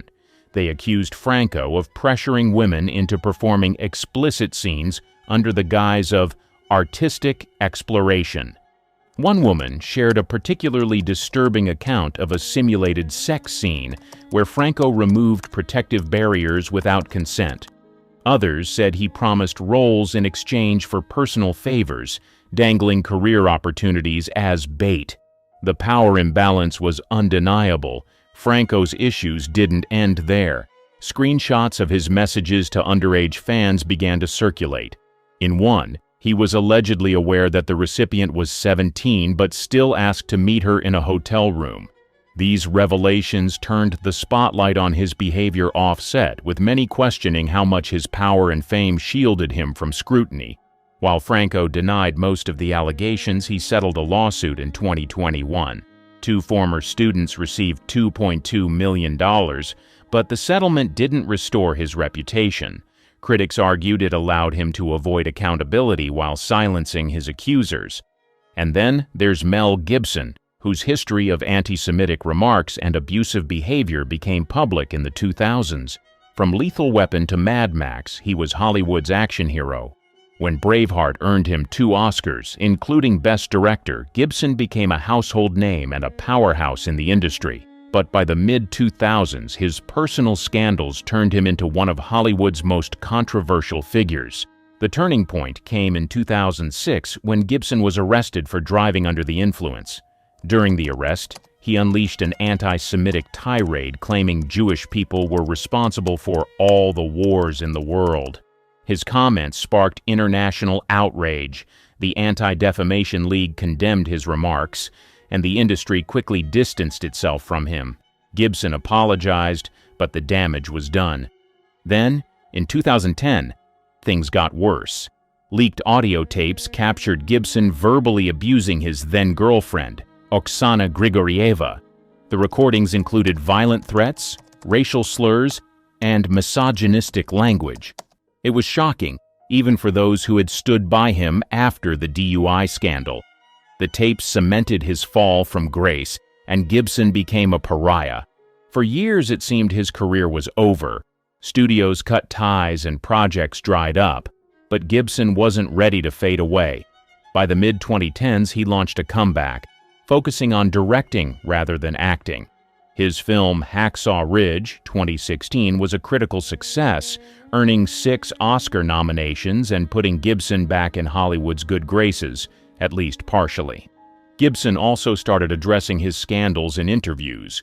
He blamed his past outbursts on alcohol and personal struggles, portraying himself as a changed man. Critics, however, weren't convinced. Some saw his rebranding as calculated, a way to repair his image without fully owning up to the harm he caused. Yet when it comes to public loyalty, few cases have divided audiences as sharply as Johnny Depp and Amber Heard's high-profile legal battle. Depp spent years as one of Hollywood's biggest stars. Fans adored his quirky roles in Pirates of the Caribbean and Edward Scissorhands, and his enigmatic charm made him untouchable. But everything changed when his messy legal battle with Amber Heard became public. The relationship went from fairy tale to cautionary tale almost overnight. In 2016, Amber Heard accused Depp of domestic abuse. She filed for a restraining order and released photos of bruises, claiming Depp was responsible. Depp denied everything, calling it a calculated smear campaign. The allegations split public opinion and marked the beginning of a bitter, years-long battle in court. By 2020, Depp had sued the British tabloid The Sun for libel after they labeled him a wife-beater. The trial was explosive, with both Depp and Heard leveling accusations of violence, manipulation, and substance abuse. Depp lost the case, with the judge ruling that Heard's claims were substantially true. The verdict crushed Depp's career. Disney dropped him from the Pirates of the Caribbean franchise, and major studios distanced themselves. Not one to back down, Depp launched a defamation case against Heard in 2022. He accused her of tarnishing his reputation through a Washington Post op-ed in which she described herself as a survivor of domestic violence. Heard countersued, claiming Depp's public denial defamed her. The televised trial gripped audiences worldwide, turning the courtroom into must-watch drama. Audio recordings and testimonies exposed their toxic relationship. Both admitted to verbal abuse, and each accused the other of physical violence. The jury ruled in Depp's favor, awarding him $10 million, but Heard also received $2 million for her counterclaim. The split decision only deepened the divide among fans. She was the face of French New Wave, a symbol of elegance and intrigue. Jeanne Moreau captivated millions on screen, but off-screen, her life was a labyrinth of secrets. 7 years after her passing, her children have come forward with shocking truths. What were the rumors that haunted her, and which ones were true? Jeanne Moreau's mysterious persona. She was born on January 23, 1928 in Paris, France. Her father, Anatole Désiré Moreau, was a restaurateur, and her mother, Catherine Buckley, was an English dancer. Jeanne spent her childhood in Vichy, known for its spa waters. Returning to Paris as a teenager, she discovered her passion for acting. Moreau studied at the Conservatoire de Paris and joined the Comédie Française in 1947. By 1951, she left the prestigious theater company to explore film. Her breakthrough came in 1958 with the film Elevator to the Gallows, directed by Louis Malle. Her performance in Les Amants the same year solidified her status as a leading lady of French cinema. The 1960s marked a golden era for Moreau. She starred in François Truffaut's Jules et Jim, 1962, a classic of the French New Wave, which became a turning point in her career, making her an international star. Orson Welles admired her talent and cast her in The Trial, 1962, and Chimes at Midnight, 1965. Welles once said, "Jeanne Moreau is the greatest actress in the world." Her collaboration with Welles further boosted her career. In 1966, she won the Best Actress award at the Cannes Film Festival for Moderato Cantabile, directed by Peter Brook. Moreau played a lonely wife in a French provincial town, delivering a deeply moving performance. She continued to work with renowned directors, starring in Luis Buñuel's Diary of a Chambermaid in 1964 and Michelangelo Antonioni's La Notte, 1961. Her versatility and intense screen presence made her a favorite among filmmakers. Despite her fame, Moreau kept her private life guarded, rarely discussing personal matters in interviews. This reticence fueled public curiosity, leading to media speculation about her relationships and personal struggles. Her career spanned over 60 years, during which she appeared in over 130 films. Her contributions to cinema were recognized with numerous awards. In 1998, she received an honorary Caesar for her lifetime achievements, and the Venice Film Festival awarded her the Golden Lion for Career Achievement in 1991. The scandalous love affairs. Her private life often sparked speculation due to her high-profile relationships. Her first marriage was to Jean-Louis Richard, a director and screenwriter, in 1949. They had a son, Jerome, but their marriage ended in divorce in 1951. Her affair with Louis Malle began in the late 1950s. They collaborated on several films, including Elevator to the Gallows, 1958, and Les Amants, 1958. Malle once said, "She is a woman who will always remain a mystery to me." During the 1960s, Moreau had a romantic relationship with fashion designer Pierre Cardin. Their relationship lasted several years, and they remained close friends after their breakup. In the mid-1960s, Moreau was involved with Tony Richardson, a British director known for Tom Jones, 1963. One of her most significant relationships was with François Truffaut. They worked together on Jules et Jim, 1962, and The Bride Wore Black, 1968. Truffaut once remarked, "Jeanne is more than an actress, she is a force of nature." She was also linked to several other notable figures, including singer Miles Davis and actor Lee Marvin. Throughout her life, she maintained an air of mystery about her relationships, rarely speaking about her lovers in public. Despite her numerous affairs, Moreau never remarried after her divorce from Jean-Louis Richard. She once said in an interview, "I have loved many men, but marriage is not for me. My true love is cinema." Jean Moreau's love affairs were as captivating as her performances on screen, contributing to her legend and painting a picture of a woman who lived passionately and without regret. The hidden relationships. Her life included many discreet relationships unknown to the public. One such relationship was with Jean-Pierre Léaud, the young actor from François Truffaut's The 400 Blows, 1959. Their bond was profound and intellectual, beginning in the early 1960s when they worked together on The Bride Wore Black, 1968. Another hidden relationship was with Sacha Distel, a popular French singer and jazz guitarist. They met in the late 1960s and began a discreet affair that lasted several years. Moreau and Distel shared a mutual love for music and performance, known only to close friends and confidants. In the early 1970s, she had a significant yet secretive relationship with director William Friedkin.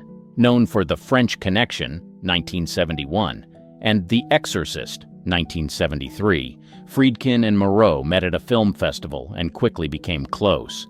Their relationship was marked by deep mutual respect. Moreau also had a secret romance with actor and director Warren Beatty in the late 1960s. Beatty was captivated by her allure and sophistication. Their affair was brief but intense, filled with passionate discussions about film and art. The birth of her children. Jean Moreau's son, Jerome Richard, was born from her marriage to Jean-Louis Richard, which lasted from 1949 to 1951. Despite the divorce, she remained dedicated to her son, ensuring he was kept away from the public eye. Jerome's birth was initially a closely guarded secret. Moreau focused on her career and did not want her private life to overshadow her professional achievements. Jerome grew up away from the limelight, protected by his mother's insistence on privacy. Despite her fame, she ensured that Jerome had a relatively normal upbringing. She enrolled him in private schools and kept him away from film sets and parties. In an interview, Moreau once mentioned, "My son is the most important person in my life. Everything I do for him." While Jerome was the only child she publicly acknowledged, rumors persisted about other possible children. Some speculated that she had more children from her numerous relationships, but these were never confirmed.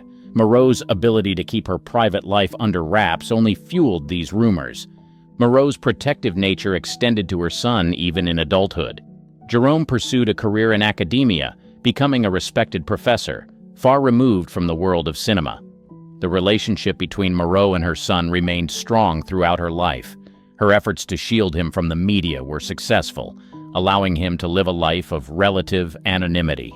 The dark rumors. Throughout her career, Jean Moreau was no stranger to rumors and scandals. One of the most enduring rumors concerned the paternity of her son, Jerome Richard. Despite her marriage to Jean-Louis Richard, speculation arose that Jerome's father might be someone else, including Louis Malle or Pierre Cardin. However, Jean always maintained that Jean-Louis Richard was Jerome's father, fiercely protecting her son's privacy. In the 1960s, rumors swirled about an alleged secret child born from Moreau's relationship with Pierre Cardin. Despite persistent gossip, neither she nor Cardin ever confirmed these claims. Friends, like actor Jean-Paul Belmondo, often dismissed these rumors. Another dark rumor involved Moreau's mental health. There were whispers that she suffered from severe depression and had multiple breakdowns during her career. In a rare candid interview, she addressed these speculations, saying, "I've had my share of dark moments like anyone else, but I channel them into my work." Moreau's relationships with younger men also sparked controversy. Her affair with Jean-Pierre Léaud, significantly younger, raised eyebrows. In the 1970s, rumors about her involvement with radical political groups surfaced. These claims were never substantiated but added to her mystique. The rumors and scandals surrounding Jean Moreau's life only enhanced her enigmatic image. Despite the speculations, she remained a fiercely private individual, rarely addressing the gossip directly. The only child speaks out. 7 years after Jean Moreau's death, her children, primarily her son, Jerome Richard, broke their silence, addressing persistent rumors and speculations that had surrounded their mother's life. Jerome, now a respected academic, gave a rare interview to a French magazine. He dispelled long-standing rumors about his paternity, stating, "My father is Jean-Louis Richard, as my mother always said." Jerome also addressed rumors of secret siblings, stating unequivocally, "I am my mother's only child. There are no hidden brothers or sisters." This clarification helped clear the air, bringing a sense of closure to the mystery that had surrounded her personal life. Jerome spoke about his mother's struggle with depression, a subject she had touched upon but never fully elaborated on. "Yes, my mother had her dark moments. She was a deeply emotional person and her work often took a toll on her. But she was resilient and always found a way to channel her emotions into her performances," Jerome explained. This admission shed light on the human side of Jeanne Moreau, portraying her not just as an enigmatic star but as a person who faced and overcame personal challenges. Jerome also reflected on the impact of his mother's fame on his own life. Growing up with Jeanne Moreau as a mother was both a privilege and a challenge. She was a loving mother, but her world was so different from that of a typical parent. I appreciated her efforts to keep me away from the spotlight. It allowed me to pursue my own path. Moreau's grandchildren also shared their perspectives, adding another layer to the narrative. They spoke about their grandmother with affection, describing her as kind, creative, and full of stories. One grandchild mentioned, "She would tell us tales from her films, but always with a lesson or a bit of wisdom. She was more than a movie star to us. She was our grandmother, full of love and guidance." For years, the public had speculated and created stories about her life.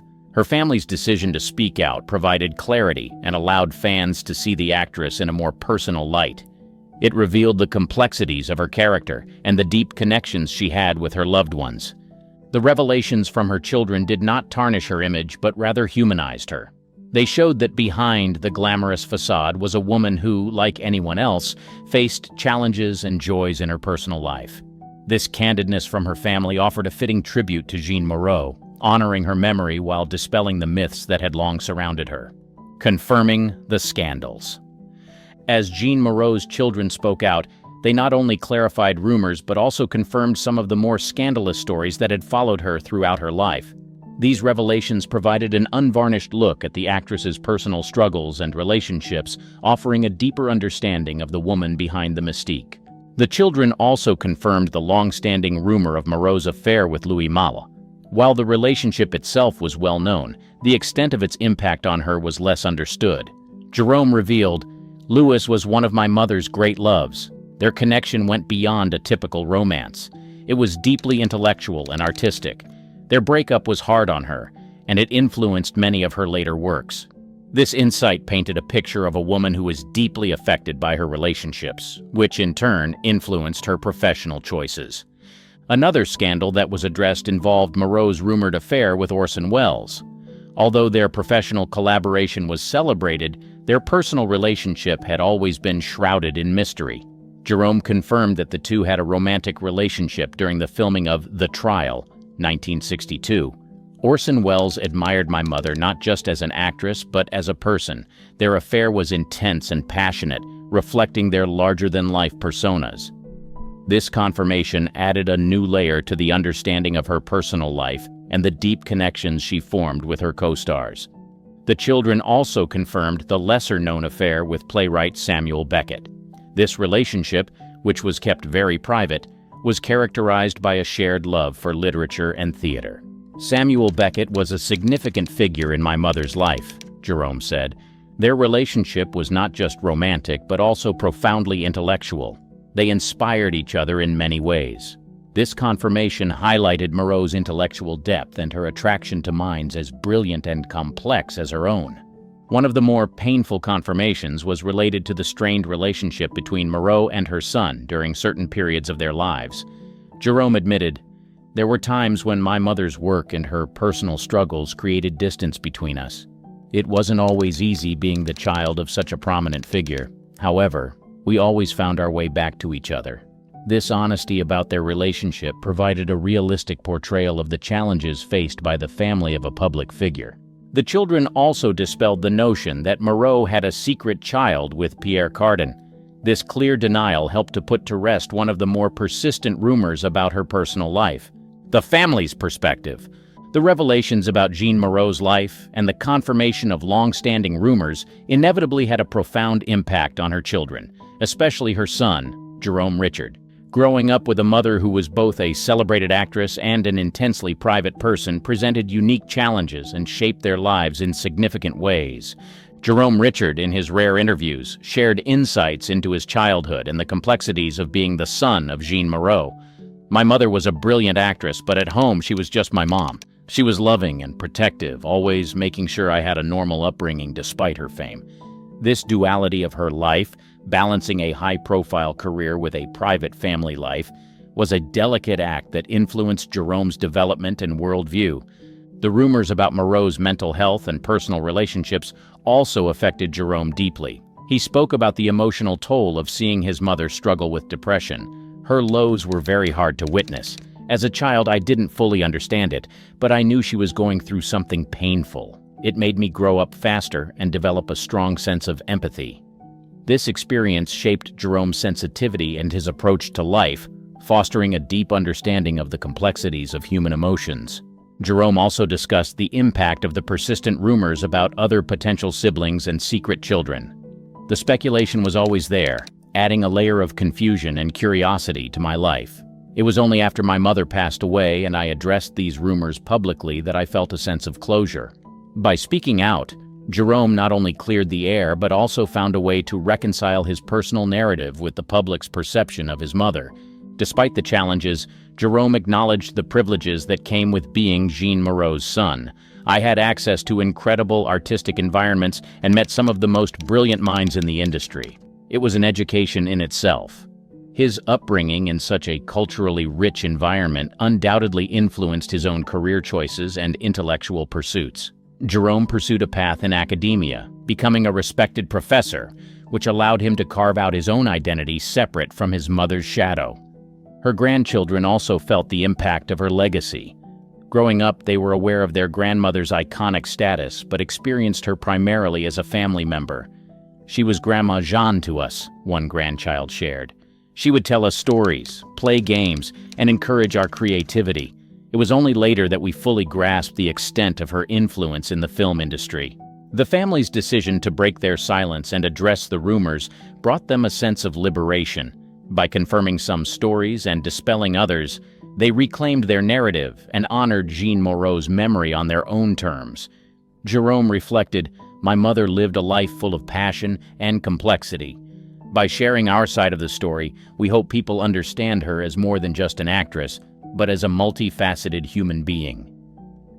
The revelations from Moreau's children provided a richer, more nuanced understanding of her life. They showed that behind the glamorous facade was a family navigating the challenges and joys of life with an iconic figure. Unseen letters and diaries. The discovery of Jean Moreau's personal letters and diaries added a new dimension to the understanding of her complex life. These documents, found after her death, provided intimate insights into her thoughts, emotions, and relationships, offering a candid glimpse into the mind of one of cinema's most enigmatic figures. The letters and diaries were discovered by Jerome Richard while sorting through his mother's belongings. He decided to share some of their contents with the public, believing that they would help paint a fuller picture of Jean Moreau. "These writings are a testament to my mother's inner world. They reveal her struggles, her passions, and her reflections on life and art," Jerome explained. One of the most revealing aspects of these writings was Moreau's reflections on her relationships. In a letter to Louis Malle, she wrote, "Louis, you have been both my muse and my torment. Our love was a storm, beautiful and destructive. I cherish our moments together, but they also haunt me." This candid admission highlighted the intensity of her relationship with Mala and the profound impact it had on her. She described Wells as a force of nature, larger than life and yet so fragile inside. She wrote about their intellectual bond and the passionate debates they had about cinema and art. "Orson challenges me in ways no one else does. He sees through my facade, and that is both terrifying and exhilarating." The writings also provided a deeper understanding of Moreau's battle with depression. She often used her diaries to express her darkest thoughts and feelings. In one entry, she wrote, "The darkness is always there, lurking at the edges. Some days it feels like I am drowning. But then I step onto the stage or in front of the camera, and for a moment I am free." Moreau's letters to her son, Jerome, were particularly poignant.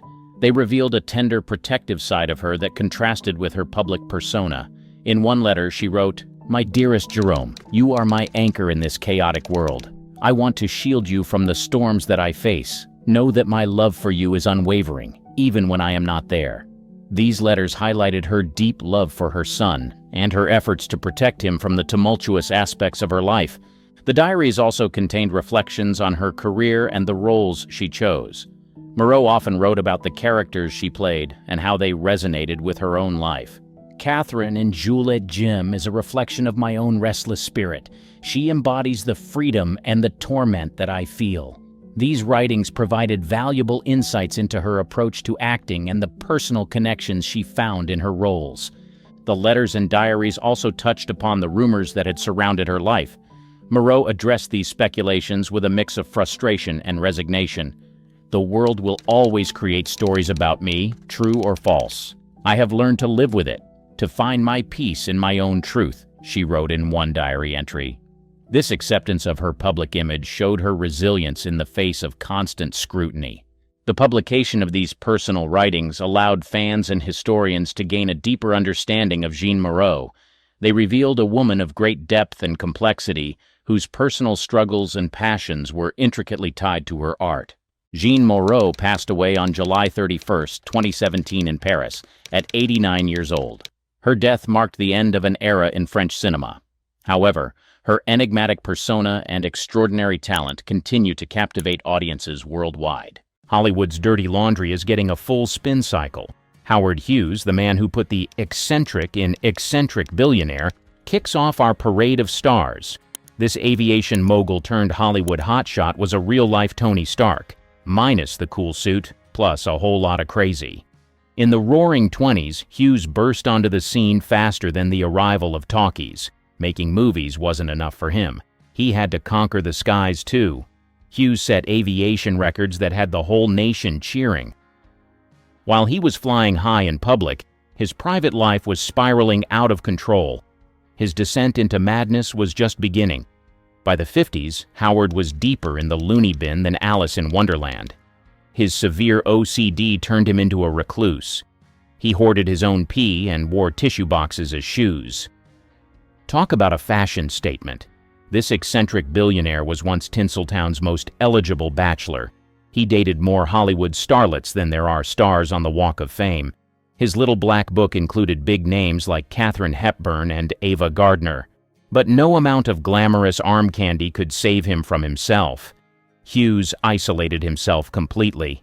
He retreated to dark hotel rooms, his mind tangled in paranoia and obsession. Even in his hermit state, Hughes wasn't done shocking people. By the end of his life, he had grown a long beard, had his fingernails spiral into long, twisted shapes, and weighed barely 90 pounds. His bizarre descent into madness is what people remember most. He became a legend for all the wrong reasons, the ultimate cautionary tale about the dangers of flying too close to the sun. But Hollywood wasn't done churning out scandals just yet. Enter Fatty Arbuckle, a comedic giant whose career was shattered by a scandal that rocked Tinseltown. Arbuckle, the king of silent film comedy, was beloved by audiences. They couldn't get enough of his slapstick charm.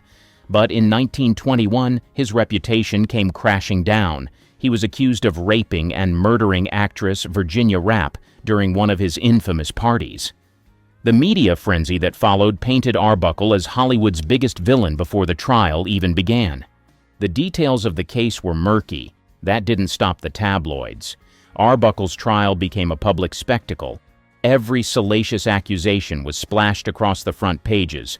Although he was acquitted after 3 trials, the damage was done. His career was ruined. Hollywood, eager to clean up its image after the scandal, blacklisted him. Arbuckle, once the comedic darling of silent film, became a pariah. His name became forever tied to the dark side of Hollywood's excesses. Arbuckle's fall from grace was swift and brutal. He went from being one of the highest-paid actors in the world to a cautionary tale. Fame, as he learned, could turn into infamy overnight. The case set a grim precedent in Hollywood.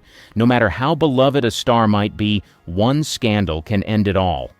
To make matters worse, even after his acquittal, the damage to his reputation never fully healed.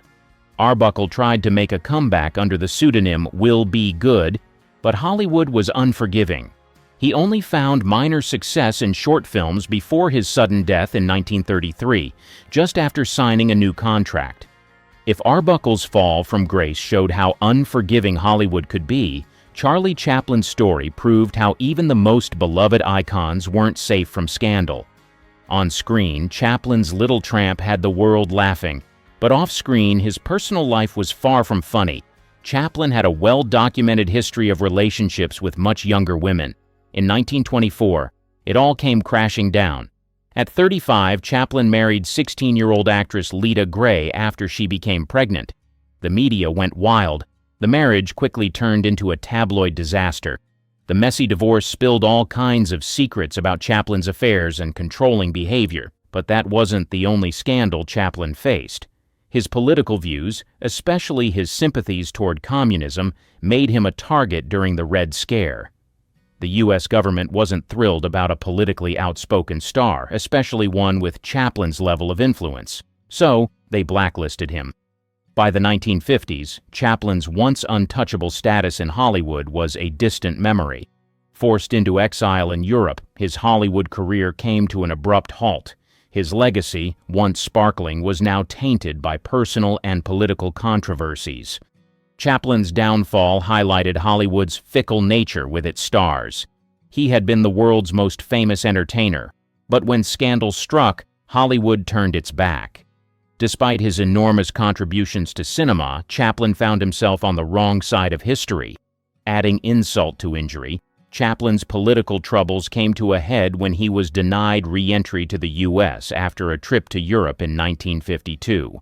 He lived out his later years in Switzerland, far from the Hollywood that once adored him. Over in the Hollywood spotlight, Peter Lawford was living the dream. The dashing English actor made a name for himself in the 1940s and 1950s, but it was his marriage to Patricia Kennedy that really put him on the map. Becoming part of the Kennedy dynasty gave Lawford prestige few actors could ever dream of. He was Hollywood royalty with a political edge. He rubbed elbows with the elite, living the high life. But Lawford's charm couldn't keep his demons away. His hard-partying ways, womanizing, and drug use soon overshadowed his career. The pressures of being a Kennedy-in-law didn't help either. By the 1960s, Lawford's marriage to Patricia was falling apart. His Hollywood career wasn't doing much better. The man who seemed to have it all was losing everything, fast. Hollywood, never forgiving to troubled stars, began to shut its doors on him. By the 1970s, Lawford was more of a Hollywood footnote than a leading man. His once golden connection to the Kennedys was just a memory. His roles had dried up, and he found himself more on the outskirts of the industry. As his fame faded, Lawford became a tragic reminder of how quickly Hollywood can turn on its stars. His life, once filled with power and glamour, ended in relative obscurity. The press focused more on his troubled past than his work on the big screen. Adding to the tragedy, Lawford struggled with health issues related to his drug and alcohol abuse. He passed away in 1984, largely forgotten by the industry that once adored him. Montgomery Clift, on the other hand, fought a battle that wasn't about public scandals but personal demons. Clift, known for his intense performances and brooding good looks, was one of Hollywood's most talented actors. But in 1956, a car accident changed everything. The crash left him severely disfigured. Though he continued acting, the physical and emotional scars were hard to hide. Clift turned to alcohol and pills to cope with the pain. His once promising career soon took a back seat to his personal struggles. Hollywood, ever the fickle lover, began to distance itself from Clift as his addiction deepened. Despite delivering some of his finest performances after the accident, his reputation as a tortured soul took over. The media focused more on his suffering than his talent. Even his close friendship with Elizabeth Taylor couldn't save him from his downward spiral. Clift's pain became his defining feature. It overshadowed the incredible talent that once made him one of Hollywood's brightest stars. Clift's tragic decline ended with his death in 1966 at the age of 45. He passed away from a heart attack, likely brought on by years of addiction. His story is one of heartbreak and brilliance. a reminder of how unforgiving Hollywood can be. Despite his struggles, Clift left behind a legacy of unforgettable performances. But sadly, it was his pain that the world remembers most. Adding to the tragedy, Clift was one of the first actors to openly challenge the Hollywood system, refusing to sign long-term studio contracts. He sought artistic freedom, a move that was rare for his time, but the price he paid was steep, both professionally and personally. Anthony Perkins, meanwhile, was fighting his own hidden war. Known for his iconic role as Norman Bates in Psycho, Perkins became an instant star. His portrayal of the disturbed motel owner cemented him as one of Hollywood's most talented actors. But behind the scenes, Perkins was hiding a secret. In an era when being openly gay could end a career, Perkins lived a double life. He maintained relationships with women to keep up appearances, all while privately struggling with his sexuality. The pressure to reconcile his public and private lives took its toll. Hollywood wasn't ready for an openly gay leading man. In 1973, Perkins married photographer Barry Berenson, and they had 2 children. But his secret life never disappeared. It wasn't until his death from AIDS-related complications in 1992 that the truth about his sexuality became widely known. Perkins's story showed how far Hollywood still had to go in accepting its stars for who they truly were. Despite his personal struggles, Perkins's talent was undeniable. His performances, especially in Psycho, remain iconic, but the pressure to conform to Hollywood's heteronormative expectations cast a shadow over his career. Behind the fame, Perkins was another actor struggling to be accepted in an industry that demanded perfection.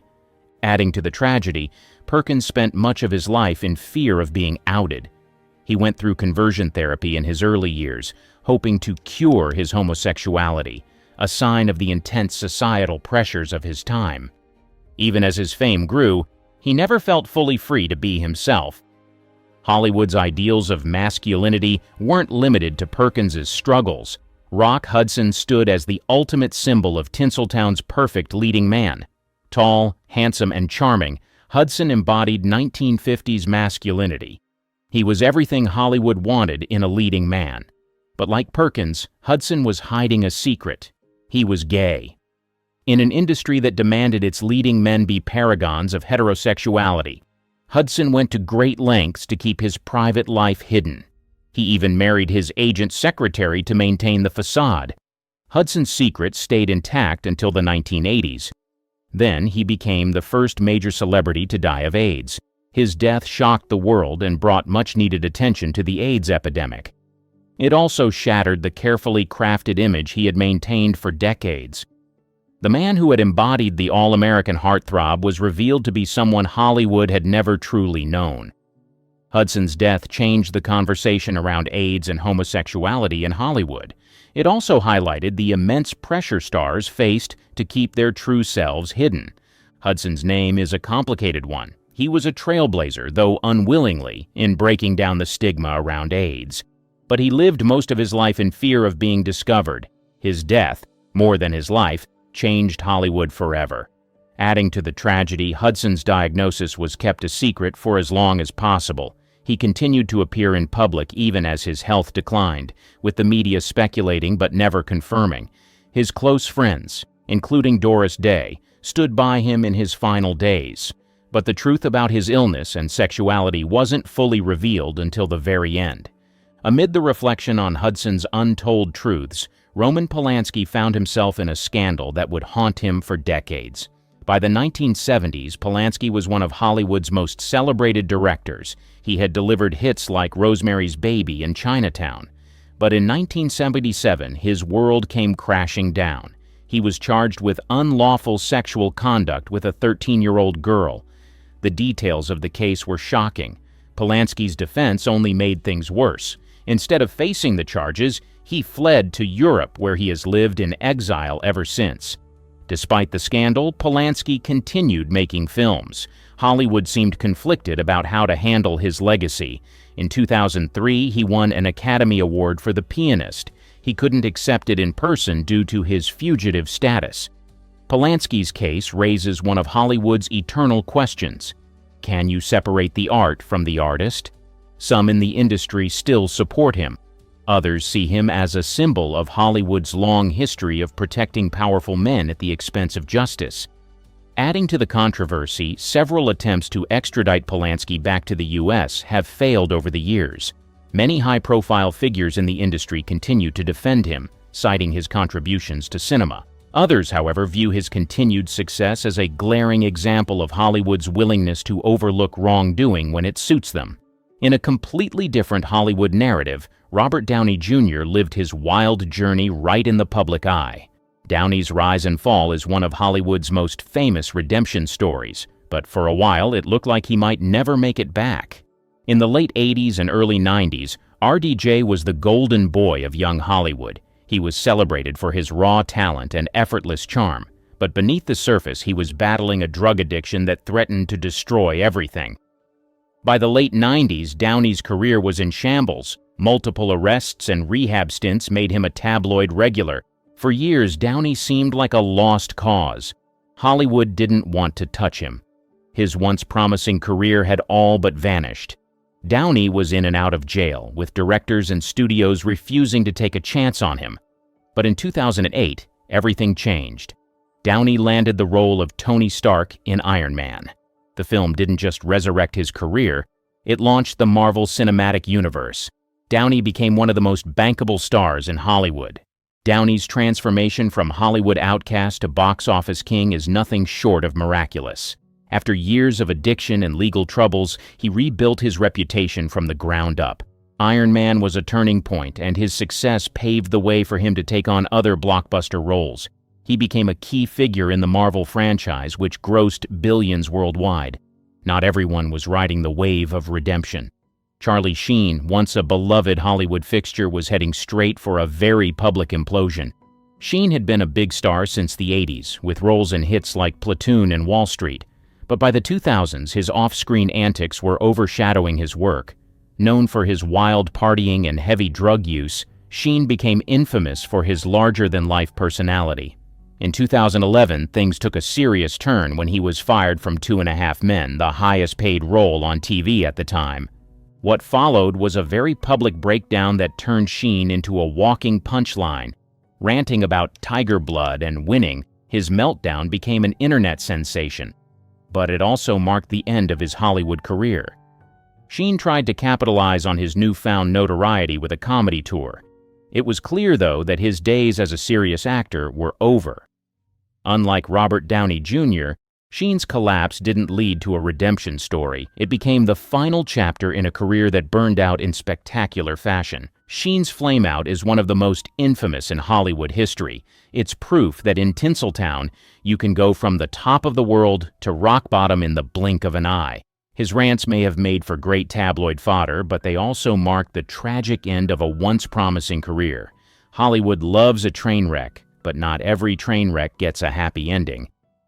Adding to the chaos, Sheen's personal life spiraled even further after the breakdown. Legal troubles, public feuds, and health issues, including his 2015 HIV diagnosis, became headline news. His career, once filled with promise, became a cautionary tale about fame's darker side. As Sheen's meltdown stole the spotlight, Brad Pitt and Jennifer Aniston were quietly unraveling their golden romance. It marked the end of one of Hollywood's most cherished love stories. In the early 2000s, Brad and Jen were America's golden couple. They were the epitome of didnt relationship goals before hashtags were even a thing. But things took a dramatic turn when Brad started filming Mr. and Mrs. Smith with Angelina Jolie. The on-screen chemistry between Brad and Angie was undeniable. Soon, rumors of an off-screen romance began swirling. By 2005, Brad and Jen announced their separation. Brangelina was born. The tabloids went into overdrive. They painted Jen as the heartbroken victim and Angelina as the homewrecker. Meanwhile, Brad and Angelina were building a family. They adopted children and welcomed biological ones into their growing brood. Jen, on the other hand, focused on her career. She handled the media circus with grace, while the world watched Brad and Angelina's every move. But by 2016, even Brangelina couldn't escape Hollywood's curse. Angelina filed for divorce, kicking off a bitter custody battle. It had all the makings of a Hollywood drama. The fairy tale was over. The world was left wondering if there's ever truly a happy ending in Hollywood. Adding to the intrigue, Brad later admitted to struggles with alcohol during his marriage to Angelina, which contributed to their split.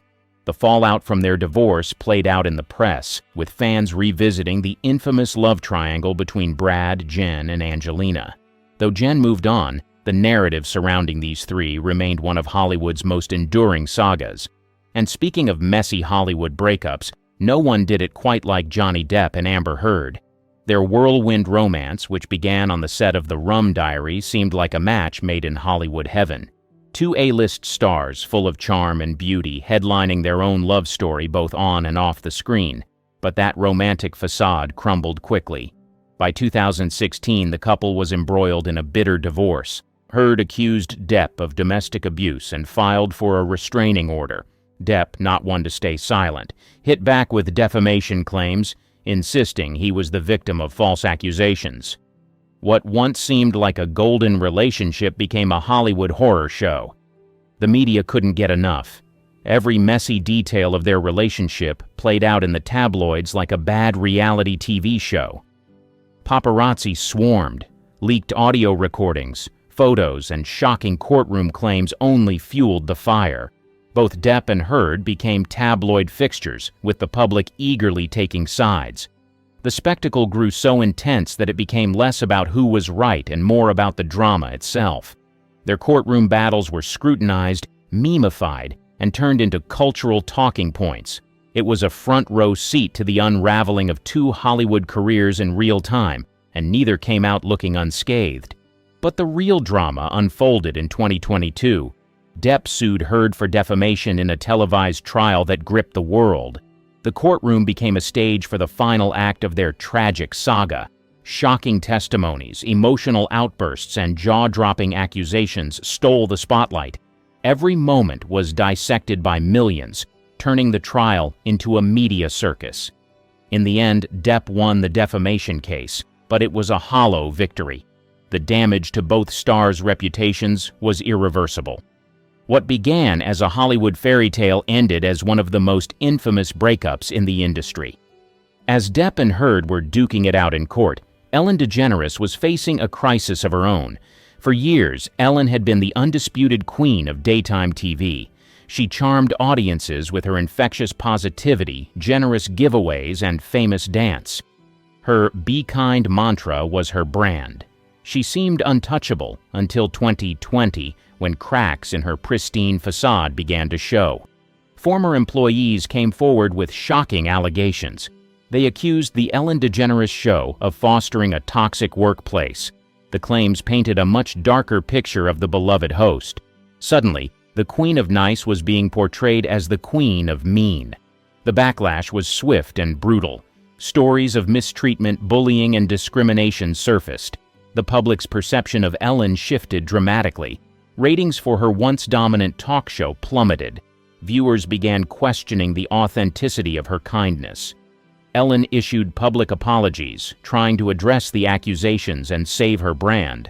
But the damage had been done. The aura of untouchability that had surrounded her for years was shattered. Hollywood watched as one of its most iconic TV figures faced a reckoning.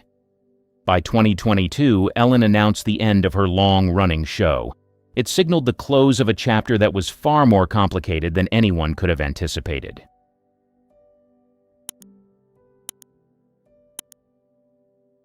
Most people brush their teeth with toothpaste. She used champagne, not as a joke, not as a one-time dare. Every single day. Dentists warned her. She didn't care. Who was she? And why did she turn something so basic into a symbol of excess? A woman unlike any other. Most people wouldn't dream of replacing water with champagne, but for one Hollywood legend, it was non-negotiable. She didn't just drink it at parties, she lived by it. Hydration, champagne, self-care, champagne, brushing her teeth. You guessed it, champagne. This wasn't a quirky habit she picked up later in life. The seeds of extravagance were planted early. Born into wealth and privilege, she never learned restraint. While most kids were taught discipline, she was encouraged to be exactly who she wanted to be, and what she wanted was everything. By the time she reached adolescence, her personality was already larger than life. She wasn't just rebellious, she was unstoppable. Teachers couldn't control her. Rules meant nothing. If a school didn't meet her expectations, she simply left or got expelled. Either way, it was her decision. Her parents, exasperated but indulgent, sent her to the most prestigious institutions they could find. Maybe structure would tame her. It didn't. The only lessons that stuck were the ones she wanted to learn: drama, literature, and, most importantly, the art of capturing attention. As a teenager, she discovered her greatest skill: commanding a room. It wasn't just about beauty or talent, it was presence. She had an effortless way of making everyone around her feel like they were in the presence of someone important, even if they couldn't quite explain why. That magnetism led her straight to the stage, Broadway to be exact. While other young women were being molded into obedient starlets, she did things her own way. She smoked, swore, and laughed louder than the men. She wasn't trying to fit in. She expected the world to adjust to her, and, incredibly, it did. The making of an icon. By the time she was in her early 20s, she had already conquered Broadway. Critics might have been divided on her wild behavior, but audiences couldn't get enough. She wasn't a polished, delicate starlet. She was unpredictable, electric, alive. Hollywood took notice. Studio heads weren't sure what to make of her. She was brash, unapologetic, and had a voice that could cut through a crowded room like a knife. But there was no denying her talent. She had that rare quality that made people lean in when she spoke, waiting for what she'd say next. She didn't audition for roles, she owned them. Directors knew that once she was on set, she wouldn't just read lines, she'd command the screen. Her charisma was so overpowering that co-stars often found themselves reduced to background noise. But Hollywood came with rules. It expected women to be demure, well-behaved, controlled. That wasn't her style. She drank, smoked, and swore like a sailor. She talked openly about things actresses weren't supposed to mention: sex, politics, money. And yet, studios couldn't resist her. They cleaned up her image in glossy magazine spreads, trying to sell her as another glamorous, sophisticated leading lady. But no matter how much makeup, lighting, or editing they applied, they couldn't erase the truth. She wasn't just acting. She was the role. Every part she played felt like an extension of herself. Fierce, unfiltered, magnetic. Audiences ate it up. But fame didn't change her. If anything, it made her more reckless. While other actresses carefully curated their images, she leaned into chaos. If reporters asked her a question, she answered with brutal honesty. If a party got dull, she found a way to liven it up, often with a dramatic entrance, an unexpected striptease, or a scandalous remark designed to make headlines. She wasn't just famous, she was notorious. And she didn't care. Hollywood wanted to control her. Instead, she made it clear she was going to play by her rules. And that was just the beginning. The Broadway takeover. Before Hollywood tried to tame her, Broadway was the perfect playground.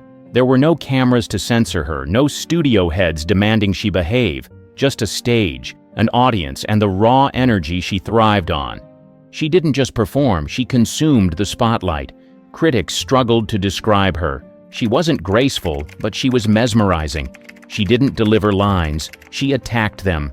Every performance felt spontaneous, as if she might change the entire script on a whim just to see what would happen. Audiences were hooked. They didn't just come to see the play, they came to see her. Would she show up sober? Would she insult a co-star mid-scene? Would she break the fourth wall just to mock a critic in the front row? Anything was possible. One night, when a fellow actor fumbled a line, she didn't cover for him. She doubled down. "Darling, if you can't remember the words, at least say something clever," she quipped, sending the audience into hysterics. That was her power. No one knew what she'd do next, and that unpredictability made her irresistible. Her reputation grew beyond the stage. New York nightlife belonged to her. She could outdrink the men, outwit the socialites, and outshine the biggest personalities of the era. If a party didn't include her, it wasn't worth attending. But Broadway wasn't enough. She wanted a bigger stage, and Hollywood was starting to realize that no matter how unruly she was money. Studios had seen her name in the papers too many times to ignore her. Even with the scandals, the rumors, and the endless stream of outrageous behavior, one thing was clear. When she was on stage, people watched. Hollywood's wildest star. When she arrived in Hollywood, she wasn't just another actress looking for a break. She was a Broadway legend with a reputation so big it could barely fit through the studio gates. Directors knew she was trouble. Producers knew she was unpredictable. But they also knew one thing. If they put her on screen, people would watch. Her first films proved what Broadway fans already knew. She wasn't just talented, she was electric. She didn't act so much as dominate the screen. Whether she played a seductress, a villain, or a tragic lead, audiences couldn't take their eyes off her. But Hollywood came with rules. Studios controlled their stars like products, dictating everything from their diets to their love lives. That wasn't going to happen with her. She refused to be molded into the typical Hollywood starlet. If they wanted her, they had to take all of her, scandal, sharp tongue, and champagne obsession included. And the champagne? It was everywhere. She drank it on set, kept bottles in her dressing room, and made sure every party had a steady supply. The stories about her started to sound impossible. She was rumored to have bathed in it, used it to wash her hair, and even brushed her teeth with it. Directors begged her to behave. She laughed in their faces. She was kicked off sets for arriving late, or sometimes not at all. She openly insulted the Hollywood elite, calling them dull and predictable. If a leading man annoyed her, she let him know, sometimes with words, sometimes by knocking back his drink in one gulp and walking away. The press couldn't get enough. Every headline was wilder than the last. Actress stirs up scandal at studio gala. Hollywood starlet's outrageous party leaves guests speechless. Leading lady prefers champagne to water. Dentists horrified. The studio system wasn't built for someone like her. They wanted obedient, polished stars who followed orders. She wasn't here to follow anything. Hollywood had created its own monster, and it had no idea how to contain her. Scandals, rumors, and unapologetic living. As her fame skyrocketed, so did the stories about her. Some were true, some exaggerated, and some so outrageous they sounded made up. Except with her, anything felt possible. She had no interest in hiding who she was. While other actresses carefully protected their images, she welcomed controversy. She spoke openly about sex, drank more than any of her male co-stars, and cursed like a sailor in an era when women were expected to be demure. The rumors fueled her legend. One of the most famous? She supposedly despised water so much that she replaced it entirely with champagne. Not just for drinking, she allegedly washed her face with it, rinsed her hair with it, and even brushed her teeth with it. When asked if it was true, she never denied it. Instead, she'd flash her signature grin and say, "Why ruin a good story with the truth?" Dentists warned her about the damage she was doing to her enamel. She didn't care. By this point, her reckless habits were as much a part of her persona as her performances. Beyond her personal indulgences, she had a habit of stirring up scandal in public. She made crude jokes in interviews, gave blunt opinions about her peers, and treated Hollywood's biggest events like her personal playground. Once, at a high society dinner, she reportedly took off her mink coat and revealed she wasn't wearing anything underneath. The film industry had never seen anyone like her. While other actresses played by the rules to maintain their careers, she seemed to thrive on breaking them. But it wasn't just rebellion for the sake of it. She was proving a point. She refused to be controlled. Of course, Hollywood had its limits, even for her. The industry tolerated her chaos as long as she was bringing in money. But how long could they let her run wild before the consequences caught up? At some point, even the biggest stars have to pay the price. And for her, the bill was about to arrive. The champagne obsession. By now, the stories about her were legendary, but nothing fascinated people more than Tallulah Bankhead's relationship with champagne. It wasn't just her drink of choice, it was practically a personality trait. While others reached for water to quench their thirst, she reached for a bottle of bubbly. She was never seen without a glass in hand.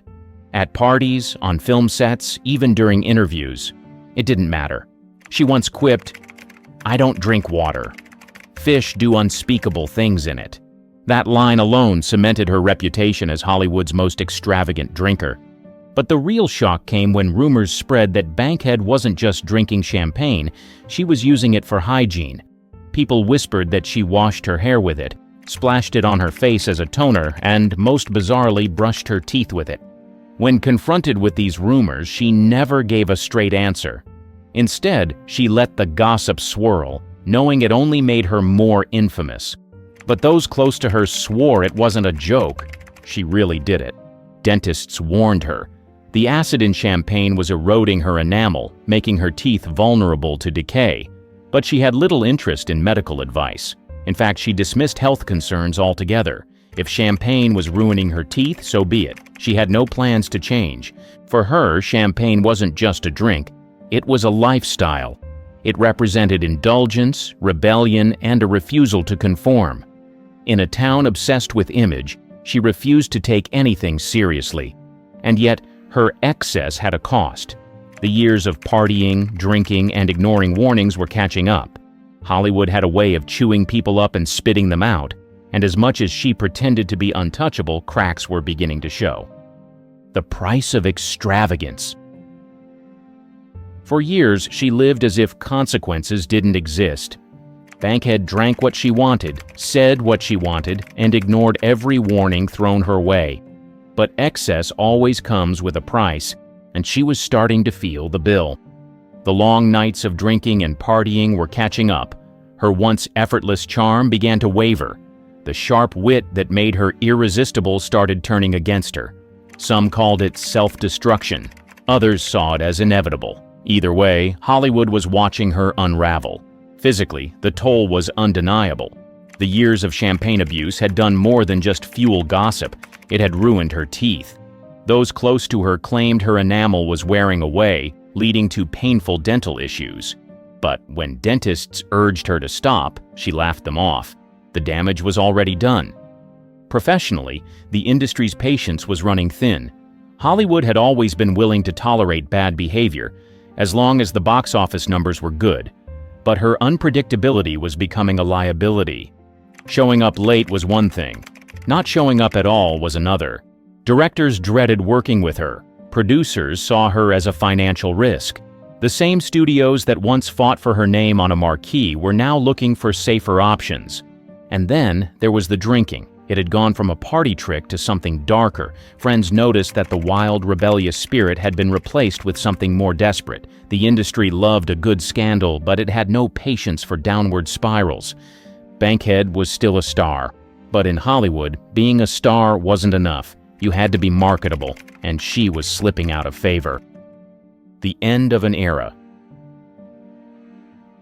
She had spent years bending Hollywood to her will, refusing to conform, refusing to play by anyone's rules but her own. But by now the industry had moved on. The same rebellious spirit that once made her irresistible was now making her unhireable. Producers had grown tired of the unpredictability. Directors weren't willing to gamble on an actress who might show up late, or not at all. The studios that once cleaned up her messes were now looking for fresh faces, women who were easier to control, easier to sell. Bankhead hadn't changed, but Hollywood had. By the time the 1940s arrived, the industry was shifting. The wild excess of the previous decades was giving way to a more polished, controlled system. Starlets were expected to be elegant, refined, scandal-free. There was no room for someone who treated movie sets like an afterthought and press interviews like a personal comedy routine. Her roles started drying up. The scripts that once came pouring in slowed to a trickle, then stopped altogether. The clubs she once ruled were filling up with a younger crowd, people who whispered about her like she was a relic of another time. And then her body started failing her too. The years of indulgence had taken their toll.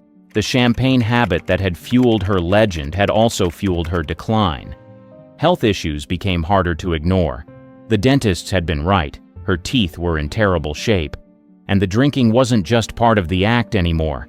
It was a crutch. Despite it all, Bankhead refused to be pitied. If people expected her to retreat into quiet obscurity, they were wrong. She still held court at parties, still delivered razor-sharp one-liners, still made headlines, even if the headlines weren't always flattering. But the truth was unavoidable. Hollywood had outgrown her. The enduring legend of an eccentric. She may have faded from Hollywood's spotlight, but she never faded from conversation. Even as her film career slowed, her legend only grew.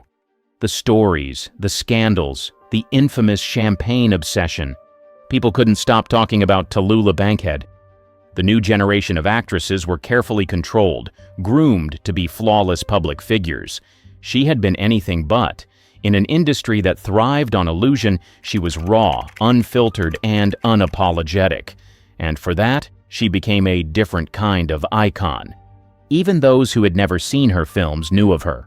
She wasn't just another leading lady, she was a symbol of defiance. The woman who drank too much, spoke too freely, and laughed in the face of every expectation.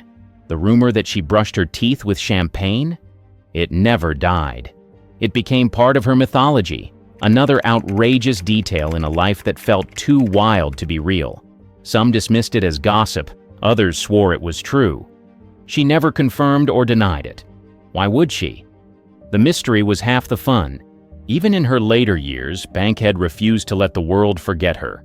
While other aging actresses faded into quiet retirement, she stayed loud.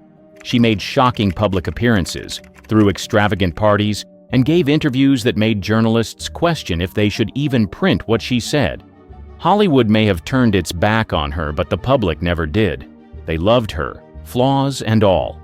Her famous one-liners became legendary, endlessly quoted in books and articles. Her rebellious spirit inspired future stars who wished they could break free from Hollywood's tight grip the way she had. Of course, there were those who dismissed her, who said she was reckless, that she could have had a longer, more stable career if she had just played the game. But that was never an option. She had lived exactly how she wanted to, on her own terms, by her own rules. The Hollywood's untamed rebel.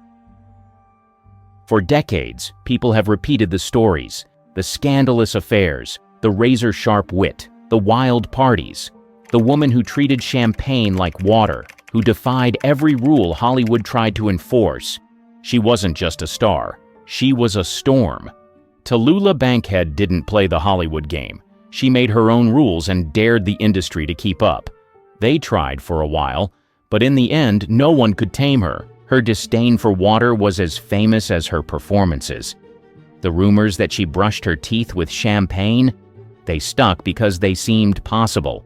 After all, this was the same woman who once told a director, "I'll come to rehearsal when I damn well please."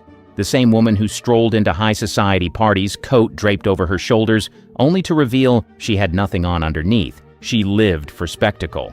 And unlike other Hollywood legends, she never sugarcoated anything. She spoke openly about sex, about her vices, about the absurdity of celebrity itself. When asked if she had ever been married, she famously quipped, "I've had a man's arms around me, but no man's yoke."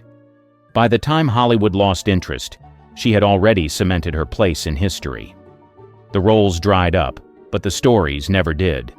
Even in her later years, when the parties slowed and her body betrayed her, she kept the act going. She still cracked jokes, still drank, still lived as if she'd never left the spotlight. And even after she was gone, her influence lingered. Actresses envied her freedom. Writers quoted her without realizing it. The industry she once terrorized never quite forgot her. Tallulah Bankhead didn't fade away. She made sure of that.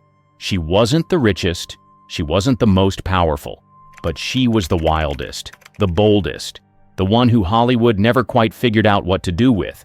And if that meant brushing her teeth with champagne, then so be it. Behind the glamour of old Hollywood was a hotbed of scandal. Think love triangles, blackmail, and rumors so wild they'd make Twitter explode today. the Clark Gable and Loretta Young love child scandal. One of the most whispered about was the rumor that Clark Gable fathered a secret child with Loretta Young. The year was 1935, and the two were co-stars in The Call of the Wild. Off-camera, it was said sparks flew. Gable, married to socialite Rhea Langham, had a reputation for on-set flings. Loretta Young, on the other hand, was known for her strict Catholic faith and carefully curated image of innocence. After filming Wrapped, Young disappeared from the spotlight. Months later, she returned, announcing she had adopted a baby girl named Judy. Her story was that Judy was an orphan who needed a home, but Judy's striking resemblance to Gable, right down to his distinctive ears, made the cover story hard to believe. Whispers of an affair and a secret pregnancy circulated immediately. Both stars stayed quiet. Gable, often referred to as the King of Hollywood, never publicly addressed the rumors. Young stuck to her adoption claim, protecting her career and reputation. Insiders, however, hinted that Gable made secret visits to Judy, further fueling the speculation. MGM reportedly stepped in to bury the story, fearful of how it might damage its stars. For nearly 6 decades, the truth remained hidden. It wasn't until 1994 that Young, in a rare interview, confirmed what many had long suspected. Judy was her biological daughter, the result of what she described as a non-consensual encounter with Gable during the filming of The Call of the Wild. This shocking revelation cast the scandal in a far darker light, reframing what had been romanticized as an affair into a story of exploitation. The confession added complexity to both Gable and Young's public personas.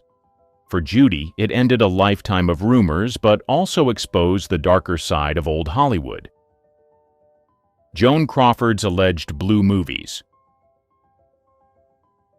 Her career was the definition of Hollywood success, but behind her polished image, whispers of a scandal threatened to tarnish her legacy. By the 1930s, Crawford was one of MGM's brightest stars. However, rumors suggested her rise to fame had a darker backstory. The claims that before her Hollywood breakthrough, she'd appeared in adult films to make ends meet. These films, often called stag films, were part of an underground scene in the 1920s. Crawford, known then as Lucille LeSueur, was said to have participated in these productions during her early days as a struggling dancer. Fans found her swift transformation into a Hollywood star suspicious, speculating that someone powerful had helped her bury her past. Eddie Mannix, MGM's infamous fixer, was often linked to these rumors. Mannix was the studio's go-to guy for cleaning up messes and protecting its stars. Allegedly, he stepped in to handle the Crawford situation, tracking down and destroying any negatives of the supposed films. MGM was known for its obsession with controlling the public image of its stars, so the idea isn't far-fetched. Still, no concrete proof of Mannix's involvement, or the films themselves, has ever surfaced. Crawford, for her part, denied the allegations her entire life. She called the rumors malicious lies meant to drag her down. Decades later, her adopted daughter Christina reignited public interest in Crawford's private life with her controversial book, Mommy Dearest. While the memoir didn't address the adult film rumors directly, its shocking portrayal of Crawford added fuel to the fire about her hidden past. Despite the intrigue, no evidence has ever confirmed the existence of these alleged films. Were they a smear tactic against a powerful woman in Hollywood, or was there some truth to the whispers? We may never know. But the rumors have ensured that Crawford's name remains as infamous as it is iconic, proving that Hollywood's obsession with scandal knows no bounds.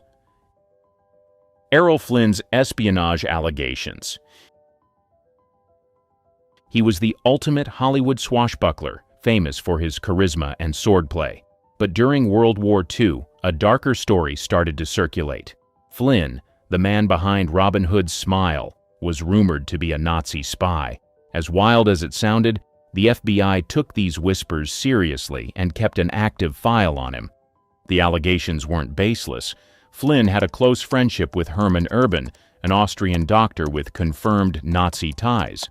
The two shared a love of travel, but Erben's documented connections to German intelligence raised alarms. Flynn's frequent trips to Europe during the war didn't help his case. Add to that his Austrian roots and his perceived indifference to the Allied cause, and the rumors began to stick. The conspiracy gained momentum in 1980, thanks to Charles Hyam's book Errol Flynn, The Untold Story.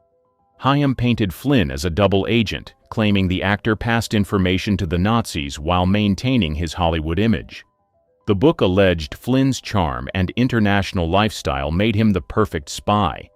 It also accused Flynn of using his Hollywood clout to help Erben and other Nazi sympathizers. But Hyam's claims were heavily criticized. Historians and Flynn supporters argued the evidence was flimsy and speculative. The FBI's files, while extensive, lacked any smoking gun. Flynn's defenders labeled Hyam's book a hit piece, accusing the author of exaggerating for shock value. Many believe the rumors were fueled by Flynn's reckless lifestyle rather than actual treachery. Despite the pushback, the damage was done. The mere suggestion of espionage left a stain on Flynn's legacy. Even today, the idea of Hollywood's most dashing hero harboring Nazi sympathies remains a tantalizing what if. So what's the truth? Was Flynn just an adventure junkie with bad judgment in friends, or did his charm mask something far more sinister? The lack of definitive evidence keeps the mystery alive, leaving fans and critics to debate whether Flynn's greatest act was on-screen or off. Marilyn Monroe's mysterious diaries. Her death in 1962 left behind more questions than answers.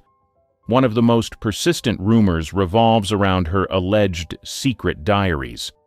These journals supposedly contained shocking details about her relationships with John F. Kennedy and his brother Robert. For decades, these rumored diaries have fueled conspiracy theories and added to the intrigue surrounding Monroe's life and death. Monroe was known for keeping journals. She used them to write poetry, reflect on her life, and document personal experiences. Biographer Anthony Summers, in his book Goddess: The Secret Lives of Marilyn Monroe, suggested she recorded sensitive details from conversations with the Kennedys. Allegedly, some entries included political secrets and information that could have made her a liability. The circumstances of Monroe's death have only added to the speculation. Found lifeless in her Brentwood home, she was officially ruled a victim of a barbiturate overdose. However, the involvement of the FBI and LAPD in the investigation raised eyebrows. Rumors claim Monroe's house was searched extensively, and anything incriminating, like the alleged diaries, was quietly removed.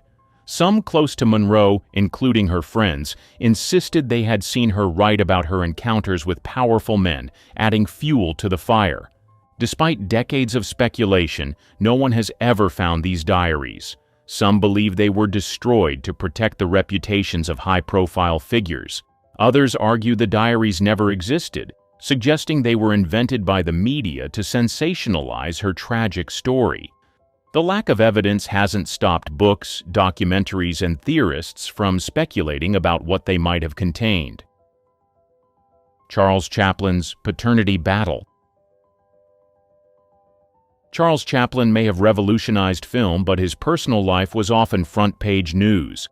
By the 1940s, Chaplin was already a magnet for controversy, and the 1943 paternity suit filed by Joan Barry added fuel to the fire. Barry, a 22-year-old aspiring actress, claimed Chaplin was the father of her daughter, Carol Ann. The case quickly became a media frenzy, overshadowing Chaplin's cinematic brilliance. Barry's relationship with Chaplin had ended before her pregnancy, and he firmly denied fathering her child. He pointed to Barry's erratic behavior, stalking him, breaking into his home, as evidence of her instability. Still, her claims gained momentum, and the case went to court. In a bid to prove his innocence, Chaplin agreed to a blood test. At the time, this was cutting-edge science. The results were clear. Chaplin was not the biological father. But there was a catch. Under California law, blood tests were inadmissible in paternity cases. The jury ruled against Chaplan, ordering him to pay child support. The verdict caused public outrage, with many questioning the fairness of the decision. The scandal didn't stop in the courtroom. It gave Chaplan's enemies, including FBI Director J. Edgar Hoover, exactly what they needed to intensify their attacks. Hoover, who was already suspicious of Chaplan's political leanings, used the trial to paint him as both immoral and un-American. The FBI's campaign against Chaplan wasn't subtle. It added pressure to an already tense situation, leading to his forced departure from the U.S. in 1952. He relocated to Switzerland, where he spent the rest of his life. Despite the controversy, Chaplan continued making groundbreaking films, though the paternity case cast a long shadow over his later years. Judy Garland's alleged drug coercion. Judy's talent lit up the screen, but her life behind the scenes told a darker story. Her career, especially during her teenage years, has been heavily scrutinized for the alleged exploitation she endured under MGM's iron grip. Many believe the studio orchestrated her dependency on drugs to keep her working at an unrelenting pace. Garland was just 13 when she signed with MGM. While her voice was unmatched, executives cruelly criticized her appearance, labeling her the Little Hunchback. To fit Hollywood's rigid standards, she was subjected to harsh dietary controls. Reports suggest her meals consisted of black coffee, chicken soup, and diet pills, all closely monitored by studio staff. The most shocking claims involve amphetamines, pep pills, allegedly given to Garland to keep her energized for marathon filming schedules. During The Wizard of Oz, she was said to work up to 18-hour days, running on little more than these stimulants. To help her sleep, barbiturates were reportedly prescribed, creating a dangerous cycle of dependency. By adulthood, Garland's struggles with addiction were undeniable. Her personal life and career began to show the strain. She often spoke candidly about her experience with the studio system, saying, "They had us working days and nights on end. They'd give us pills to keep us on our feet long after we were exhausted, then knock us out with sleeping pills when the work was done." Her battles didn't stop there. She faced public breakdowns, hospitalizations, and strained relationships. Despite these challenges, her raw talent and resilience kept her fighting for her place in Hollywood. Garland's tragic death in 1969, at just 47 years old, was attributed to an overdose. It was a heartbreaking end for a star who had given so much to the industry but received so little care in return. Her story remains a grim reminder of how old Hollywood often treated its stars as commodities rather than people, prioritizing profit over well-being. Judy Garland will always be remembered for her brilliance, but her struggles highlight the darker side of fame in the industry's golden era. The murder mystery of Thelma Todd. Her death in December 1935 stunned Hollywood. Known as the Ice Cream Blonde, she was beloved for her comedic timing and glamorous looks. At 29, Todd was a star on the rise, transitioning from silent films to talkies with ease. She also ran Thelma Todd's Sidewalk Cafe, a hotspot for celebrities along the Pacific Coast Highway. But her success was overshadowed by her mysterious death, which has remained unsolved. Todd's body was found slumped in her car inside the garage of her lover and business partner, Roland West. The garage, located above her cafe, became the center of intense speculation. The coroner ruled her death accidental, caused by carbon monoxide poisoning from her car's running engine. Still, the details surrounding her death didn't add up, sparking rumors that refused to die. Weeks before her death, Todd allegedly received threats from mobsters demanding money from her cafe. Organized crime figures saw her business as prime real estate for their operations. Her refusal to comply may have put her in danger. Adding fuel to the fire, Todd was seen arguing at a party the night before with her ex-husband, Pat DeSico, who had known mob connections. Then there was Roland West. West's controlling behavior and rocky relationship with Todd made him another prime suspect in the public's eyes. Some believed West locked her in the garage after an argument, not realizing the car was still running. West's shifting accounts of that night only deepened the suspicion. The coroner's report didn't help matters. It mentioned minor bruises on Todd's face and body, leading to speculation about a possible struggle. Yet there were no clear signs of foul play, leaving investigators without solid evidence. Despite the public outcry, the case was closed as an accidental death. Thelma Todd's story is still a favorite among true crime buffs. Was it a tragic accident? A mob hit? A lover's quarrel gone horribly wrong? The truth remains elusive, ensuring her death remains one of Hollywood's most talked-about mysteries. Rock Hudson's hidden truth. He had it all: looks, charm, and a career most actors could only dream of. He became Hollywood's go-to leading man in the 1950s, starring in romantic hits that solidified his image as the ultimate symbol of masculinity. Fans loved him, studios relied on him, and his name alone could sell out theaters. But behind the perfectly polished exterior was a secret that Hollywood worked overtime to keep hidden. Rumors about Hudson's sexuality began circulating early in his career. Back then, even a hint of being gay could end a star's career.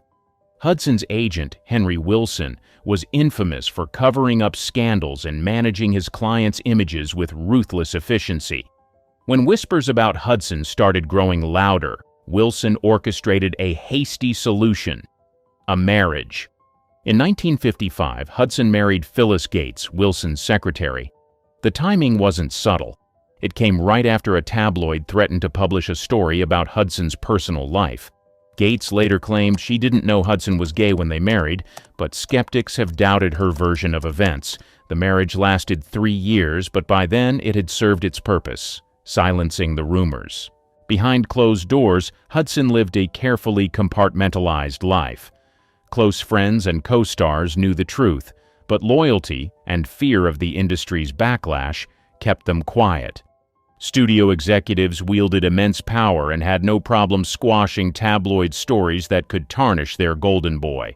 Everything changed in 1985 when Hudson announced he had immune deficiency syndrome. He was the first major celebrity to publicly disclose the diagnosis, a move that shocked fans and confirmed the rumors. The revelation came at a time when advanced HIV disease was deeply stigmatized, and Hudson's bravery helped bring global attention to the crisis. His death later that year was mourned worldwide and exposed the hypocrisy of an industry that demanded perfection at any cost. Lana Turner and the Johnny Stompanato murder. Lana Turner's relationship with Johnny Stompanato had everything tabloids could dream of: a Hollywood icon, a mobster boyfriend, and an explosive ending. Stompanato, a known associate of crime boss Mickey Cohen, wasn't just bad news. He was dangerous. Despite his charm, his violent streak quickly turned their romance into a toxic mess of arguments and reconciliations. By 1958, the relationship had reached its breaking point. On April 4th, an argument in Turner's Beverly Hills home escalated to violence. Turner later testified that Stompanato threatened her, causing her 14-year-old daughter, Cheryl Crane, to step in. Grabbing a kitchen knife, Cheryl stabbed him in the abdomen. He died almost instantly. The fallout was chaotic. The media swarmed Turner's home, turning the incident into a nationwide scandal. Headlines screamed speculation about what really happened that night. At the coroner's inquest, Cheryl claimed she acted in self-defense to protect her mother. Turner backed her up, tearfully recounting the abuse she'd endured. The jury ruled it justifiable homicide, but whispers of a different story refused to die. Some questioned whether Cheryl, a teenager with no history of violence, could deliver such a precise fatal wound. Others believed Turner herself had wielded the knife and that Cheryl took the blame to save her mother's career. Stompanato's mob connections added another layer of intrigue. There were rumors that his death wasn't an accident at all. Some suggested Mickey Cohen had orchestrated the killing either to eliminate liability or settle a personal grudge. Cohen, of course, denied any involvement.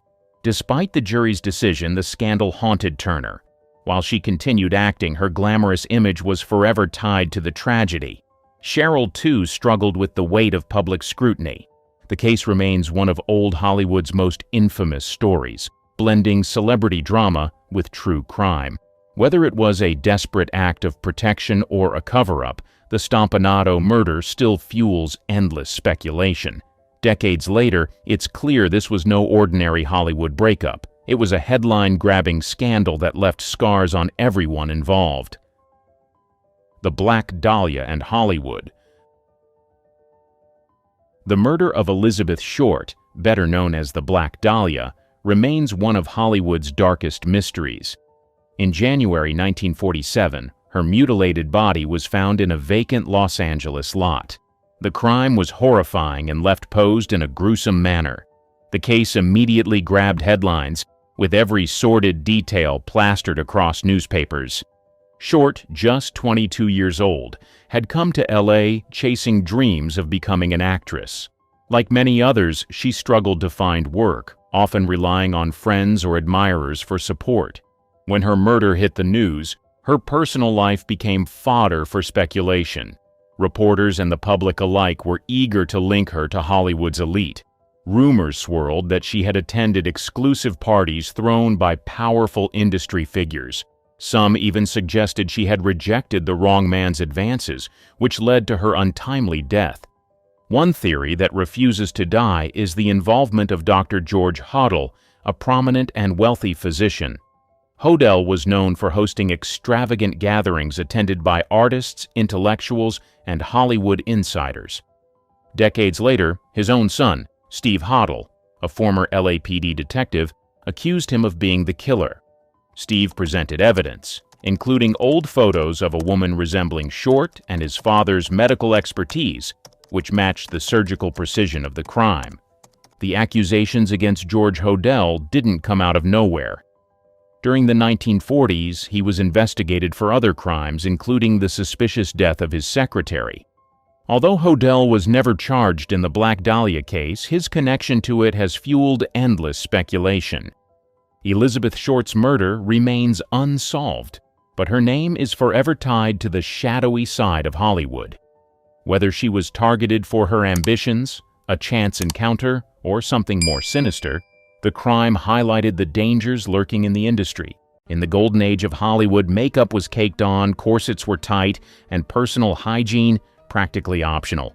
Welcome to Hollywood, baby. Glam on screen, grime off camera. Charlie Chaplin's filthy reputation. He made the world laugh without saying a word, but behind the scenes, the only thing louder than his comedy was the smell. People who worked with Chaplan whispered he wore the same clothes for days, even his socks and underwear. His costumes were stained, sweaty, and reused over and over. The wardrobe team complained, but Chaplan didn't care. He hated being fussed over and refused to follow basic hygiene. He also skipped showers regularly. Instead of soap and water, he sprayed on heavy cologne to cover the smell. It didn't help. Most of the time, it made things worse. Actress Georgia Hale, who worked with him on The Gold Rush, said he was brilliant, but difficult. That included his personal habits. One of his co-stars, Edna Purviance, reportedly refused to rehearse a scene until he cleaned himself up. The worst part? His breath. Chaplan had terrible halitosis. People said kissing scenes with him were a nightmare. Back then, toothpaste wasn't very advanced, and Chaplan wasn't brushing often. He lost teeth early in life and had dental issues that made the problem worse.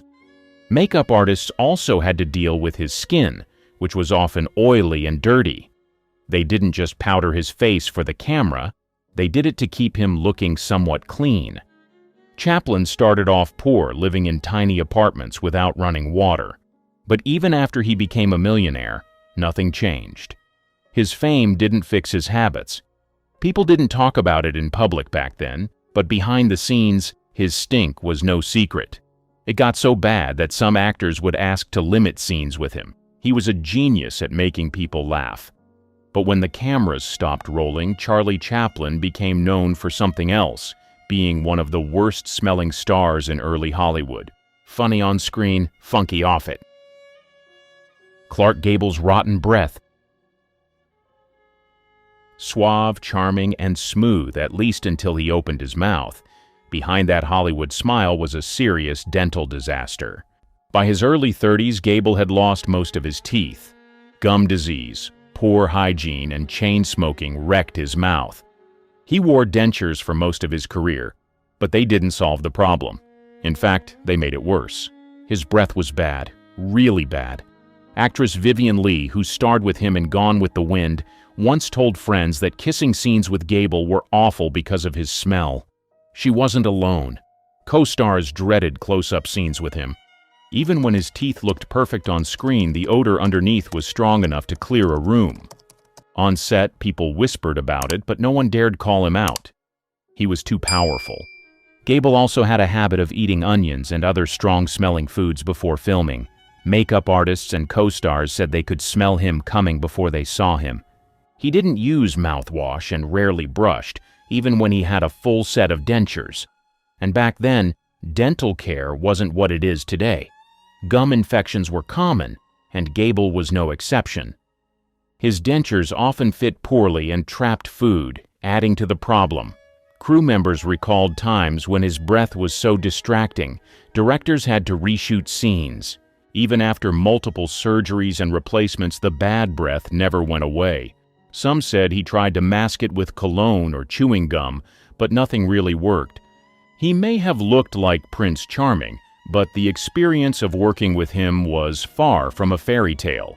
Clark Gable will always be remembered for his leading man looks, but off camera, his breath became legendary for all the wrong reasons. Errol Flynn's legendary body odor. He had the looks, the charm, and the swagger, but once you got close, the fantasy fell apart fast. He didn't just have bad hygiene, he had a reputation for being one of the worst-smelling men in Hollywood. Flynn, best known for roles in Captain Blood and The Adventures of Robin Hood, was constantly surrounded by women on screen. Off-screen, many couldn't stand to be near him. Body odor was a constant issue. Flynn reportedly hated bathing. He would go days without a shower, even while filming long, sweaty action scenes. Crew members said his costumes would be soaked and sour, but he refused to change. His leading ladies dreaded love scenes. Actress Olivia de Havilland, who worked with Flynn multiple times, never publicly confirmed the rumors, but insiders claimed she privately complained about his odor and lack of grooming. It wasn't just sweat. Flynn often kept food in his dressing room that would rot, and he didn't clean it up. The smell would linger, mixing with his unwashed clothes and sweat. One crew member said his trailer smelled like something died in it. He also had a habit of wearing the same shirt over and over, even during weeks of filming. When costumers tried to replace it, he'd throw a fit. He insisted it was lucky. People on set learned to deal with it. They'd open windows, spray perfume, and even burn incense around his dressing area. But nothing really helped. Despite the smell, Flynn's popularity never dipped. Fans loved him. Studio execs didn't care, as long as he brought in money. But the people who had to work closely with him, they told a very different story. Errol Flynn was the hero on screen, but off-camera he was known for something far less glamorous, being Hollywood's walking stink bomb. Marlon Brando's on-set stench. He changed acting forever, but his personal hygiene? Total disaster. Directors, co-stars, even makeup artists had stories, and none of them smelled good. Brando didn't believe in deodorant. He said it was full of chemicals and unnecessary. Problem was, he'd sweat through scenes, especially under hot lights, and just let it sit. By midday, people could smell him from feet away. During the filming of A Streetcar Named Desire, crew members said he would often show up sweaty and unwashed. Actors working closely with him noticed it right away. His iconic white t-shirt wasn't just soaked for drama, it was real, and it reeked. By the 1970s, Brando had become even more stubborn.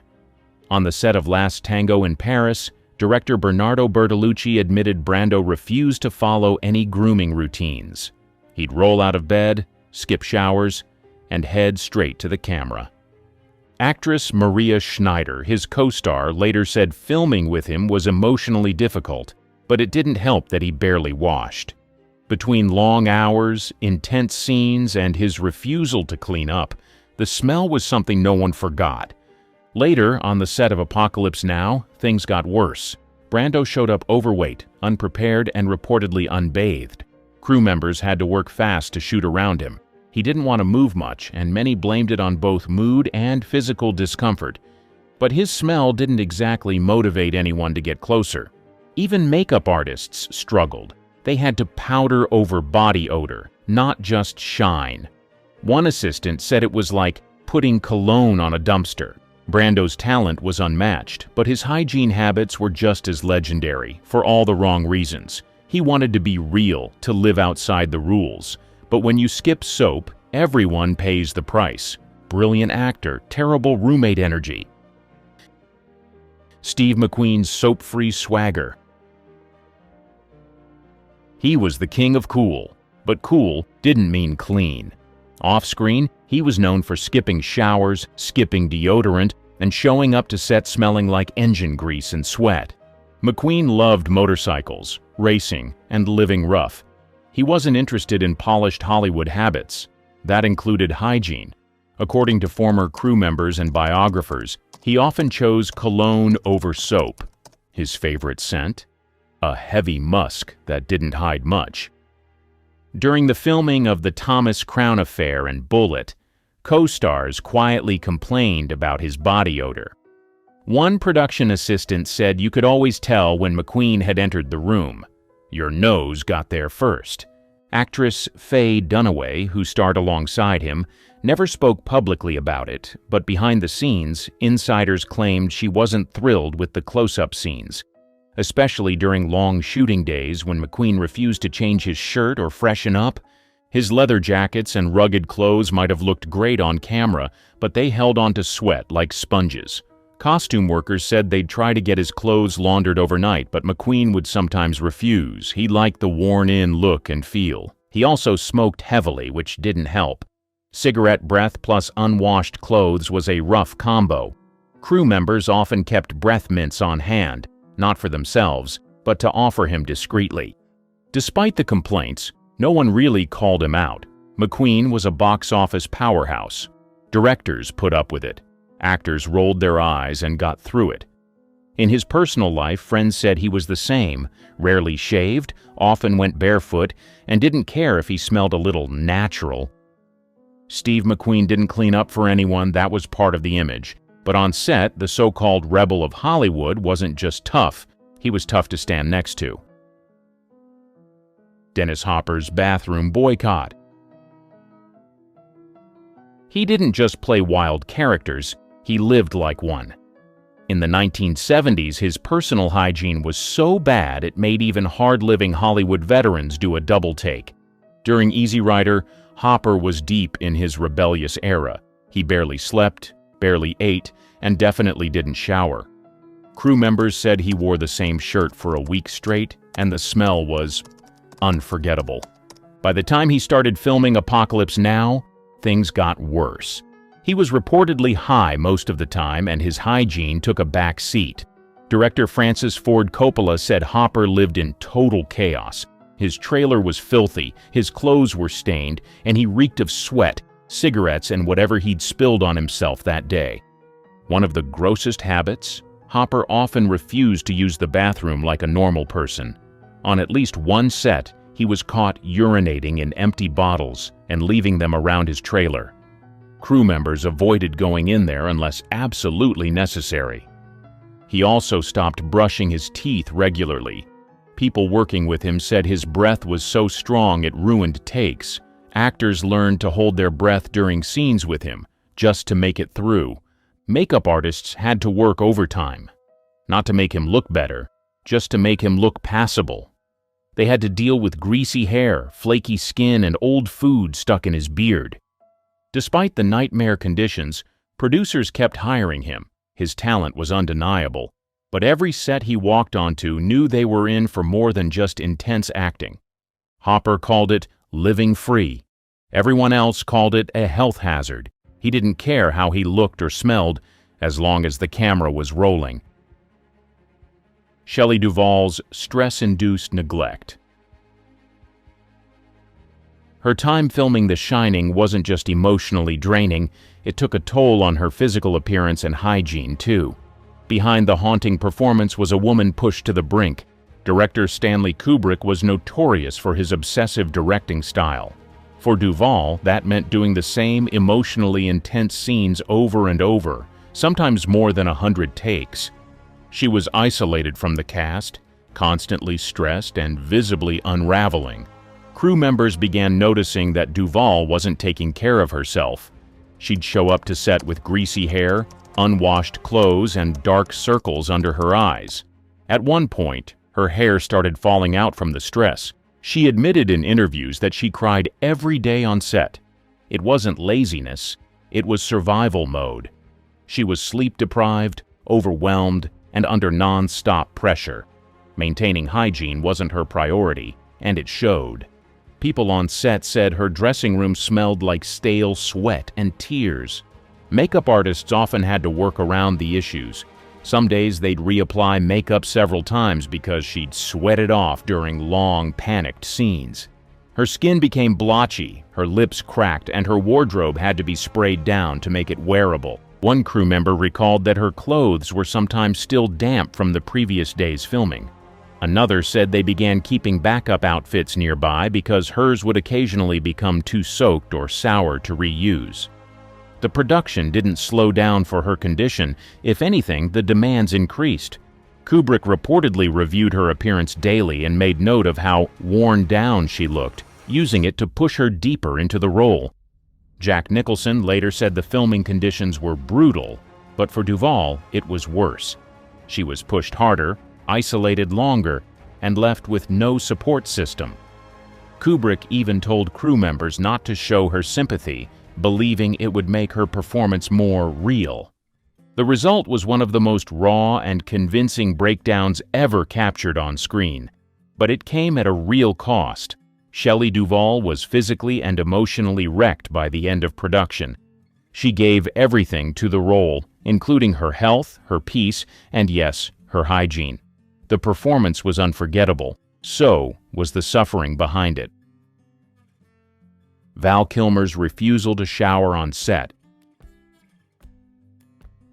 By the time Val Kilmer showed up to film The Island of Dr. Moreau in the mid-1990s, he was already known for being difficult. But no one was prepared for how bad he'd smell. Kilmer had just gone through a divorce and was deep in a personal spiral. He clashed with everyone, directors, co-stars, and the crew. But what really pushed people over the edge? His refusal to shower. Filming took place in a hot, humid jungle in Australia. Temperatures were brutal, and most of the cast and crew were drenched in sweat daily. Kilmer, however, reportedly didn't believe in daily bathing. He'd come to set sticky, smelly, and still wearing clothes from the day before. Actors and makeup artists said his body odor was intense. Co-stars tried to keep their distance during scenes, and even extras began whispering about the smell anytime he walked by. Costume designers were stuck trying to air out his wardrobe between takes. In one report, crew members said they resorted to spraying his outfits with industrial-strength fabric freshener just to make them wearable. Some crew members even wore masks or applied menthol under their noses to get through close interactions with him. One assistant claimed that wardrobe had to start labeling his clothes by day just to make sure they weren't accidentally reusing already worn items. Kilmer reportedly insisted the complaints were exaggerated, but others on set said the air in his trailer was thick and sour. Director John Frankenheimer, who took over the chaotic production, said he had zero patience for Kilmer's behavior. He once told reporters that if he could fire him, he would, but the studio wouldn't allow it. Behind the scenes, people started calling Kilmer the human fog. because his odor would hang in the air after he left a room. Marlon Brando, also in the film, wasn't thrilled either, though he had his own hygiene problems. At one point, tensions got so high between the two stars that scenes had to be filmed separately. Kilmer's hygiene, or lack of it, became one of the many disasters on a set already falling apart. He may have been a talented actor, but during Dr. Moreau, most people remember him for two things: his attitude and the smell he left behind. Russell Crowe's smelly reputation. He may have been a leading man, but according to several people who worked with him, he didn't always smell like one. By the early 2000s, whispers about his hygiene started surfacing, and they weren't flattering. Crowe was never one to follow Hollywood polish. He liked to be gritty and real. That extended to his grooming habits, which multiple insiders described as lacking. Co-stars and crew members claimed he rarely wore deodorant and often skipped showers between long, sweaty scenes. One British TV host joked that Crowe's body odor could singe your eyebrows off. It wasn't just a one-off comment either. Stories from sets like Gladiator and Master and Commander suggest his musk became a known issue. On Gladiator, the crew said Crowe insisted on staying in character, even off camera. That meant sweating in armor for hours without changing or cleaning up. By the end of the day, his costume reportedly smelled so strong it had to be stored separately from others. Makeup artists said he'd sometimes show up with unwashed hair, stained clothes, and a thick layer of sweat from the previous shoot. One stylist claimed they had to dab him down with alcohol wipes just to prep him for close-ups. During press tours, other actors tried to laugh it off. One even described the set as having a bit of a funk whenever Crowe walked in. He never denied it. If anything, he leaned into the rugged image. Crowe once joked in an interview that he didn't believe in over-sanitizing, saying a little dirt never hurt anyone. But for people working inches from him, that dirt came with a smell that stuck. Tough, intense, and raw on screen. But off-screen, Russell Crowe's hygiene became a part of his legend. And not in a good way. Julia Roberts' no deodorant lifestyle. She might be known for her smile, but people close to her say her scent has sparked more than a few quiet complaints. Unlike most Hollywood stars, Roberts has proudly avoided deodorant for decades, and people have noticed. She's spoken about it openly in interviews, saying she doesn't use conventional deodorant because of the chemicals. Instead, she opts for natural alternatives, or nothing at all. She also avoids shaving her underarms, which she once said was a choice based on comfort and personal beliefs, not image. On set, this natural approach didn't always go over well. Crew members on multiple productions have mentioned that after long hours under hot lights, things could get unpleasant. One insider from a mid-2000s shoot said Roberts would sweat heavily during outdoor scenes but refused to use anything more than essential oils to mask it. Other actors reportedly asked for more ventilation or breaks during scenes where they had to stand close. Roberts was never aggressive about her habits, but she didn't hide them either. She once told a reporter that people are too afraid of a little sweat. Stylists have also quietly complained. While Roberts is always cooperative and kind, some said wardrobe fittings got tricky on humid days. They'd sometimes have to clean or air out her clothes after light wear, especially during long shooting blocks. This wasn't a one-time phase. Roberts has stuck to this routine for years. Even at red carpet events, she's shown up with visible underarm hair, shrugging off the press as if to say, "Deal with it." Her fans love her for being grounded and authentic, and that's part of her charm. But behind closed doors, the people working closest to her have had to adjust. Julia Roberts might keep it natural, but that natural has left a lasting impression, especially on the noses of those around her.